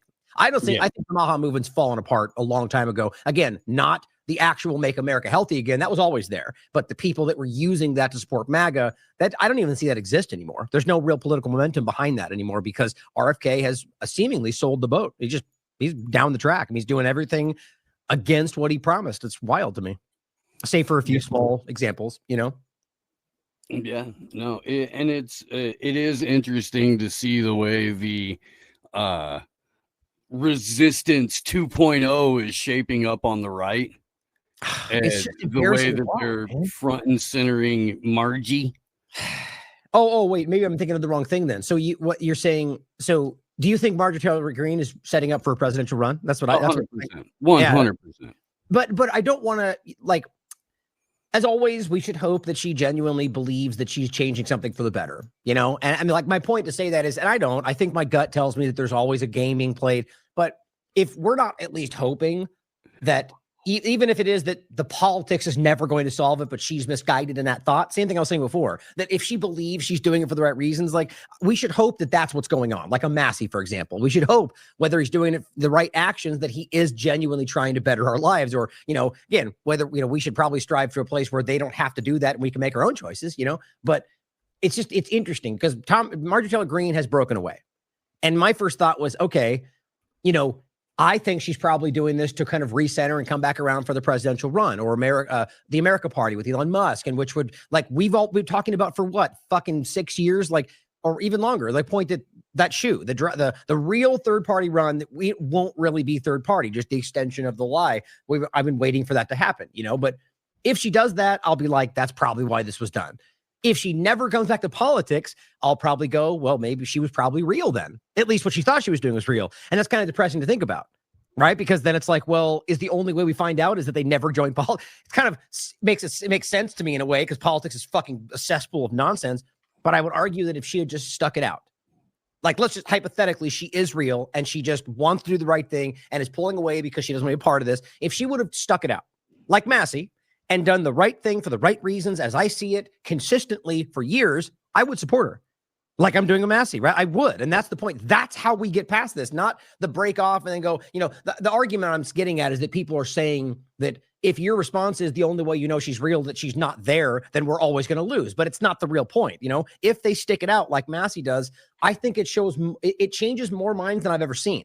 And I'm hoping that they're real, and we should still be critical the moment they deviate, because maybe it's all been a ploy, but we need to start doing that. And so if she would have stuck it out, man, and sided with Massey and kept voting in the right way, even if it's all opportunism, I'd have been like, good, right? That's the right action. Now let's lead to a way where we can get away from government entirely. Right. But yeah, I mean, when it comes to anything related to Margie, I just... Yeah, I don't There's trust something deeply insincere. And I know I talked about the interview that she did with Tim Dillon like a month or so ago. Oh, yeah. And I immediately said, like, she's going to run for president, and this is her, you know, soft launch interview, because that's what it seemed like listening to the thing. That's what it was portrayed as at any rate. And this would fit into that perfectly. Like, so people may not realize that if you think about it, right? So obviously to run for president, you can't be in Congress, right? So that was going to happen anyway, if that's what's happening, right? So now doing it makes it seem like a sacrifice. And if it was always that plan, then it really wasn't, because that was going to happen. But in 2027 in February, or right before 2026, right before Christmas, she's going to come out with her book, and it's going to be about how Jesus got a hold of her one day and said, "Hey, Margie, my good and faithful servant, it's my wish that you seek the nomination from your party for presidency, not that you actually go and win. That's not my wish. We got to let it play out. I mean, it's, after all, it's America. It's the greatest system Jesus ever invented, because, me personally was holding everybody's hand as they signed the Constitution. Except Trump's, because he didn't put his hand on the Bible. Let's not forget that. That's why you only see one set of footprints on the Constitution, by the way. So, yeah. Well, part of me is like, it's a joke, and I get it, but there's people out there that might take offense to that you're not aiming that at. I'm just saying, but it's just funny, because I get your point, is that they're playing, they're using, it's what Trump does every day. And it's like the point I've made every time. If you read his books, and yes, you can change your mind, he's talked about using whatever tool, like what if you believe he's Republican versus Democrat, believes in God versus not, and throwing those things at you, which is what everyone, Elon, they're all doing that, So the point is continuing to play into that idea. When, what though, to be very fair, aside from the fact that I completely agree that I get every sense that there's just maneuvering going on from what she is playing into the certain parts of, whatever, I get that sense too. But I would argue, out of just what she's been stating and what she's done, that I believe that I would argue that the sense is that she does actually believe in in Christianity. You know what I mean? Like, and that might sound shocking to even say it like that, but I believe there are others that don't. Hardcore, without question, are using the religion to gain your political support. I'm just saying, I think that if I had to pick, she'd probably be on the side of those that she probably is a Christian, but who's to say for sure, you know? But they are using it the same. That's why I argue they shouldn't. I don't even, why outside of simply, if you want to just notate it like Republican or Democrat, Christian or whatever else, why that plays a factor in whether we're putting someone in place that could have the merit to do the job well is the point we always pretend we're all about, right? Except we're not within the partisan game. It's always about personal, what is it? What's the word I'm looking for? They made fun of from the left, culture war stuff, personality points as opposed to identity politics. Thank you. Yeah, I just couldn't think of the word. That's exactly what that comes down to. And yes, it matters to me in one degree or another, because I feel like for example, like if let's just say I was looking at the full scale, and I note somebody, and again, I would wonder whether they really are that. So maybe it doesn't matter. But if they say someone says they're a Christian, someone says they're an atheist, I might argue that somebody who believes they're a Christian might. It's 50-50, actually have more like a moral base in their life of where they believe things might be, possibly. But then I know Christians that aren't like that. So I guess I'm kind of like breaking my own point in a way, because if it's a 50-50, then it doesn't matter. But I'm saying that's why I think people might feel that would matter. I think all of that should be put aside. It should be policy. Here's what I'm going to do. Here's what I'm going to, how I'm going to do it. And if I don't do it within this very quick period of time, then you guys can choose to remove me and put someone else in place. Very simple. The rest of it's nonsense, Yep. And there's, I mean, you got to do it. There's so much more to it than that, because even like recall campaigns and shit have millions upward, the couple hundreds of millions of dollars, $500 million thrown into it real quick, just to make sure, case in point, Gavin Newsom, that your boy stays in place. So, I mean, it's just. Well, this is the voting part that neither. No, no, I know. But I mean, it's just deliberately fucked over on purpose. Yeah. And to be clear, like you said, I'm wildly oversimplifying a very complicated thing, but the point is just that we can make this more simple, right? I mean, this is, and again, yes, and this is also oversimplified, but the point that I always make about, like, if we could just put aside the party game, like in the American people's mind, let's just even say the majority of us, let's just even say the minority of us that actually participate in elections every year, and I'm not part of that, right? But the point is that you put aside the left-right paradigm and just say, we are holding the government body accountable for, and this is why it's oversimplified, because there's so many multifaceted agendas and different directions. But let's just say you could find a way to make this more digestible and say that you guys accomplish these things as a whole, or we find people to put in the position, we have another election. I mean, it's complicated. I'm just saying the premise of the idea could be, we could fit it in a way to say that if you guys don't accomplish it, then it's not about the other side, because that's what effectively today. They wouldn't let it. We've got other agendas and we block each other. Okay, then you're all the fuck out of the way. Find people who will actually get this done. And if you don't work together, then we'll fucking find other people. And the point is that the people in these positions are not the people with the best merit. It's not a meritocracy, right? And so I argue there are people that would actually gravitate towards the positions who would actually have the know-how, the wherewithal, and intention to get the things done and be able to work across the bullshit party games they play. And watch how magically that happens faster than we've ever seen it before. And I don't think that would be too difficult if we actually wanted that to happen. And to be clear, again, it's wildly oversimplified. It's about the general thought process of it.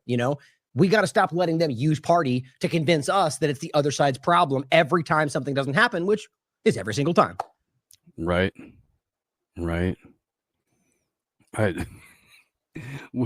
When you were starting to talk about the lead into, you hope that like the person that's going to try to run the country has, high mind, at least some of your interest in mind.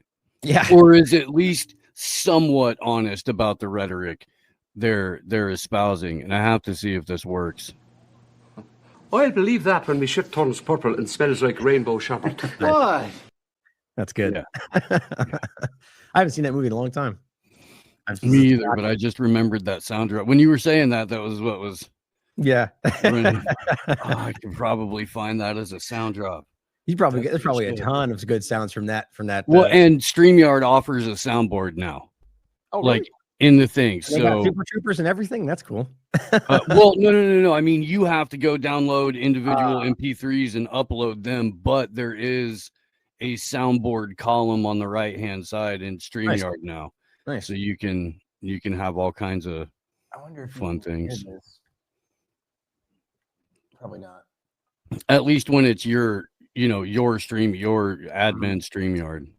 I wonder if how that works. If this. But yeah, I got some fun stuff. I've got my background. No, you can't hear it there. I wonder how that works. I never use it, but I like the same thing. I've got the basic clap and whatever else on the on the Rodecaster. Rodecaster, yeah. Well, you can throw hundreds of sounds on that thing. It's really cool. Yeah. I can see that there's like they've got the 8 buttons, and then there's the parallel ones where you can go to like the next set of them. So I could probably put a ton on there. I just never really found the use for it because it's not it's like a a different kind of show. You know what I mean? But I probably once or twice. But like I think I could you could actually find a use for it, sort of like a. You know how I play the video clips in the show where you have just audio record, just like you did, and like an important statement that was made. I should do that actually. That's not a bad idea. You can make your own, sound isolates, and just clip out individual bits of audio and have that. And if you wanted to have even Corbett saying something either profound or snarky, you could have that. Right. Get Johnny YouTube on there making some quotes. For that. Yeah. Funny. I don't remember he put on his like sideways YouTube hat and pretended to be the normie on that podcast. That was funny. It was great. That's I want to get another panel with him on it for IMA. So for those that don't know, it's always difficult because he's in Japan, and so it's when we got 15 people trying to coordinate on something. It has to be like post a certain time frame, so it's more difficult to get him in it. But I want to do that as well, get him on there. I think we have. Oh, that's right. We were just talking about a possible Q&A coming up. That'd be cool. Possibly hosted by Off Guardian, which would be great. I really want to get this, which will eventually and was the plan to be not just through the TLAB platform. Get more of that circulating. Get more just general. What's the right word for it? Flow through, I guess, just to get like what would be great is if we can get more of the interconnectivity between all of our audiences, which does exist clearly, but like if you could have that kind of like a easily like how if you had like a Discord type of thing, sort of like for the IMA where all the audiences could come together, that'd be kind of cool. Yeah. Discord, where would you want to put it? I don't know. It's a random idea. I mean, sure, there's probably some kind of a decentralized thing we could use, but Discord censored me, so fuck them. We would, I'd be fuck Discord, but it would have to be one of those things where you get everybody that's in it, so you heard all of the feral cats for 30 seconds. You're like, look, it's super important that you talk about this, and then maybe a year and a half from now, 3 people will have talked about it 5 times, and we can start to like really, get the ball rolling. On that because you just start it. Yeah, you just gotta start. That's what like what I did with mine. You just gotta start it, and it's like it's there if you want it. Because I know what you're saying. Like you can't these days. You just can't put. It's you have to weigh your energy output. Because there's just so many. Like it's what there's so many ways these things can be stepped on. And you can put so much energy into something and just have it completely fall flat. And so it's like for me, you just gotta wait and evaluate whether is this seeming like something that's going to have momentum? Is it going to have and then you can lean into it more. So I say we just start something and throw it to the side and say, hey, if you guys want. Here's where we're building this, and then just see what kind of attention it gets. Yeah. And if it seems to get enough, then we start, really leaning into it. But I think it'd be cool because, that's like I still point to Corbett as the first person I saw talking about open source investigation, who became, his entire general what he does is sort of the basis. He's the reason that I got into this business, and that idea of open source is all the more powerful, the more people you have involved. I mean, can you imagine like a huge, I'm sure they would never let this happen, but you have a massive sort of like decentralized gathering of all the people in all of our audiences. That's a fucking powerful thing right there for many different reasons, whether it's information, open source, organization. I just doubt that would be allowed to happen because that's, That's what they stop with all the censorship and algorithmic channeling and everything else we talk about. This comes up and pees on her. They had Trudeau take one knee while holding a teddy bear. Yeah, and they gave like many millions of dollars to I don't know what tribe it was, but to do an inquiry into the alleged mass graves, and did not find or did not do that inquiry. So the money, I don't know really what ended up happening with that. Maybe it's still in process. So there are a lot of steps going on with the various different cultural reality of a genocide, the framing of it in one way that isn't actually real, and then the trying to, pivot back from that to whatever stranglehold they can get on the youth, who seem to just react. They don't think about it. So yeah, it doesn't even really actually matter how it adds up. It's just if it makes people scream. Yeah. Man, I don't even like it. It's weird. There's segments of the youth that do just react, but it seems like most of them just fluoride stare. Fair. But they're reacting in their permissible chamber of expression, which would be fluoride stare, comment, or fluoride stare, send message, share with, comment with that one person who understands your comments. Yeah. There's gotta be, so whatever. It's just weird, man. You see like large groups of kids and there's maybe one or two of them that has any sort of like light in their eyeballs. The rest of them look like shelter pets. Well, I was watching this like 54-second thing, and it was just talking. Well, I don't know. I have the book somewhere. Arms. Yeah. Okay. Here. I'm also reading this, the gut brain paradox. And it's basically really simple. If you clear up your gut, and I haven't read very much of it. I'm only like a chapter or two in. Goes into Béchamp, germ theory, stuff like that. Basic premise: if you clean up your gut, you clean up your brain, and it's like an immediate thing. And I'll tell you more about it as I get further into it. But the thing I was watching earlier today was talking about the glyphosate rate in like formula and foods that kids are exposed to, and generational dividends in progression that you can track biologically just from that kind of thing, not even including the various other schedules and blah, blah, blah, blah, blah, blah, blah. So it's a fundamentally different kind of person that is emerging from this environment. So children are built in a way to be immune compromised and then malleable in the face of a screen, which is then imprinting on them kind of like a punch card.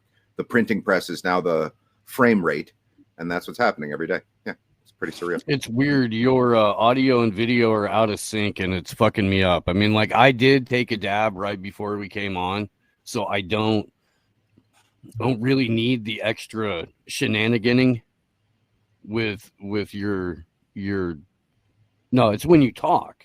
Blah blah. I don't know. Yeah, definitely. You're still out of sync. Will you? Yeah. Okay. Will you hop out? Maybe. Hold on. Does it work now? This is okay, right? Yeah. Yeah. It's less resolution. I don't know how the settings work on this thing. Sorry, I'm really terrible technically with some stuff. Okay. Yeah. Excellent. There we are. Now we're back. All right. Well, that means we can get the jokes. Now, a few weeks ago, Kurt Metzger and Tripoli were hanging out on a show, and they came up with the idea of Chat BET. Like Black Entertainment Television? Chat BET, yeah. Oh, yeah. That's really funny. That it writes itself. For sure. Yeah. So I don't know if Danny Polishchuk saw that, or if this is like a parallel thinking thing, or if this is just a natural evolution of comedy in the era of artificial intelligence. But Danny put this out yesterday, and let's. Oh wow! Okay. Let's take a. Hey, what's up, everybody? It's Darren Fletcher here at the All Things AI YouTube channel.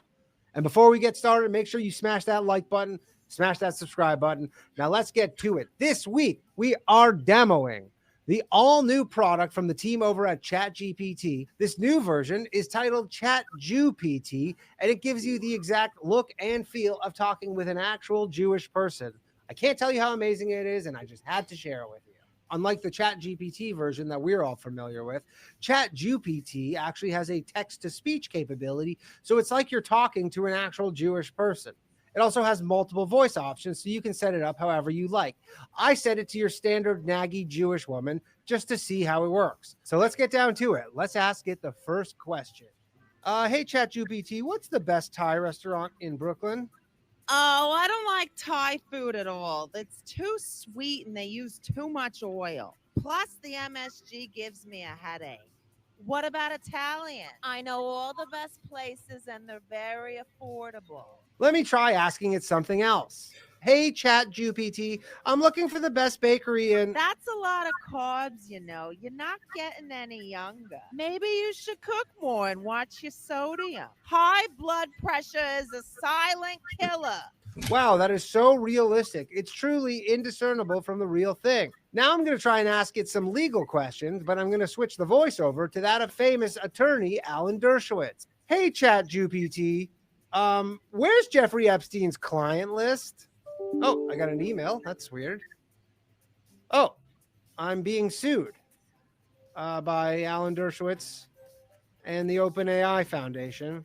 Man, ChatGPT is incredible. It is so lifelike and just like the real thing.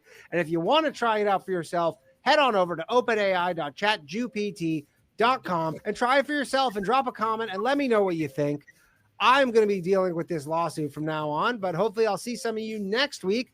I've been Darren Fletcher, and this has been All Things AI. Later. Shout out to Danny. That's good stuff. If you want to find that, you can go to any of Danny's social media pages and grab it. It's also probably on his YouTube channel. Right, exactly. Yeah, that's fun stuff. Let's see where. Well, all right, okay. Remember campaign Trump and early Trump 2.0 Trump talking about how it was cool and all that Israel had the Iron Dome. That was fine. It was fine. But what Trump 2.0 was going to do was give the United States exactly what he gave Bill Clinton, which is big, beautiful golden dome. And boy, howdy, does it really look like a digital prison. Let's take a look. Did you know that the United States is about to have a giant golden shield in the sky? Sounds like something out of a sci-fi movie, right? But no, this is the Golden Dome, a massive space-based missile defense system proposed by Donald Trump, with an estimated cost of over $500 billion. It's designed to counter hypersonic missiles, drones, and all threats coming from space.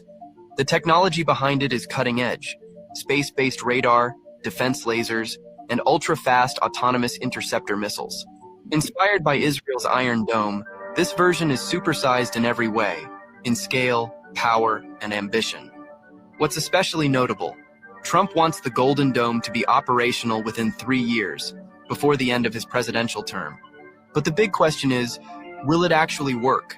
Could it place a heavy burden on American taxpayers? And if it inadvertently triggers a global arms race, what might happen then? One thing is certain: if successful, the US could become an impenetrable fortress from space. But if it fails, it might become the most expensive dome in history. So they're installing a light show. Great. Synthesize everything. Well, okay, on a spiritual level, what they're doing is, in addition to creating the false ether with the 5 and 6G towers, they're creating a false firmament. And so whoever creates the firmament will have dominion over everything under it. And I think that's an angle that they're trying to play there. But also the grid, the sky grid that they'll have to build to maintain even the illusion of that is the sky net. That's the fucking, you know what I mean?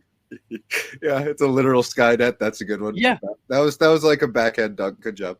Yeah. Yeah, I went up for the layup. I stood behind the back. It wrote itself. We're on the rebound. It wrote itself. Come on. Come on. We have a sophisticated enough audience. We don't have to explain our A game. I'm not trying to explain the joke, man. I'm just saying, dude. God, a little credit. Little credit. Okay. It's early. That was good. Yeah. I'm under caffeinated. Making do. Getting by. Okay. Yeah. The Golden Dome. No, it's a light show. It's gonna when they want that side of the psyop to pew pew, it'll help them pew pew. You know, that's what they're to do. Mm-hmm. It's not like, hey, here's this thing that's actually, oh wait, we're all one big club. No.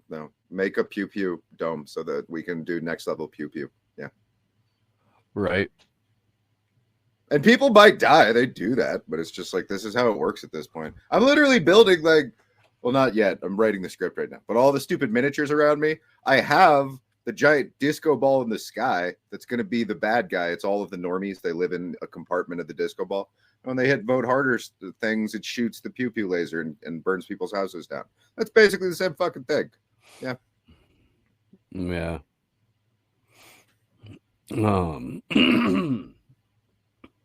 I don't know, man. It's not even the pew pew thing that I'm necessarily concerned about with that. It's just that it's that combined with Starlink, combined with Star Shield, combined with the other Star program that Musk has for intelligence contractors.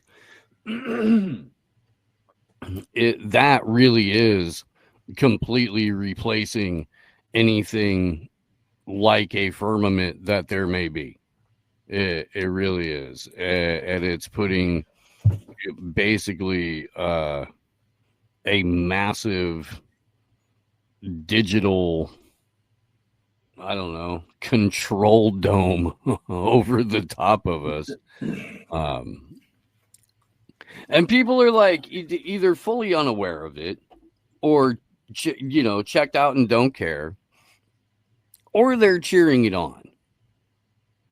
I literally just think people need a coherent storyline to be able to follow, because it's not people aren't information based. They're kind of like direction oriented. That's the cymatics part that we got into. It's like they almost need just a story to be told, but it's like all of the storytellers that they're trusting are these compromised, simple, mediocre assholes. So it's like, it's going to get pretty messy and murky. And like Ryan, I watched part of the show yesterday, and he was talking about, and he always does, that, people have it more figured out, and I agree with that. But it doesn't necessarily mean they know what to do about it. And I think that's kind of the crux of where we're at right now. Well, yeah. And I mean, I can't tell you how many times Ryan and I have talked about that, where I'm like, yeah, but they think they're by themselves. They think they're the only people in the area that they live in that thinks that or understands that the only interactions that they have with like-minded people are online, and that's why but we've been trying to get people to shift these conversations into the physical three-dimensional space.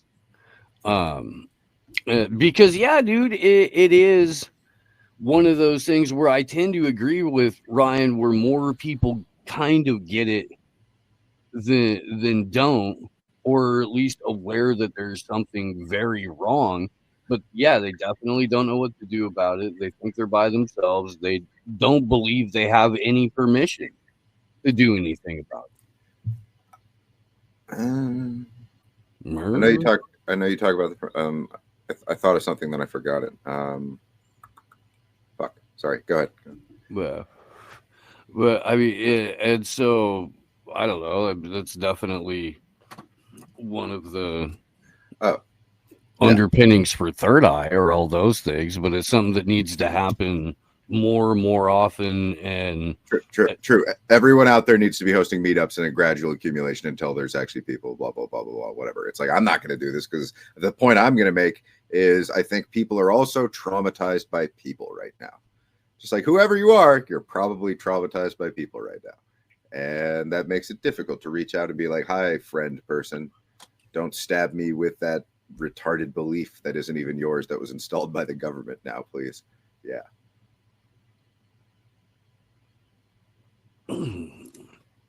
I mean, sure, but at some point, you got to fucking get over yourself if you want to get anything of scale accomplished. Agreed. Like, I think like I've been doing that in the traveling that I've been doing to do the documentaries. It's like 3 months of the last year is high profile social events around people doing the stuff.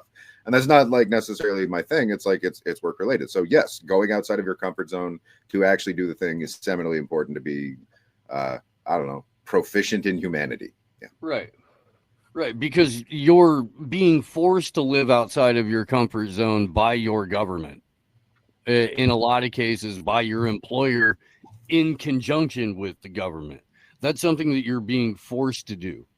You don't have to force yourself to add that kind of shit into building something different, into working towards different goals. In fact, it should be freeing to liberate yourself from the stressors, anxieties, fears of those situations and the conditions that create them by moving away from that.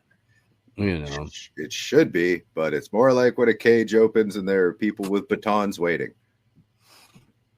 Yeah, I mean, that just sounds retarded to me.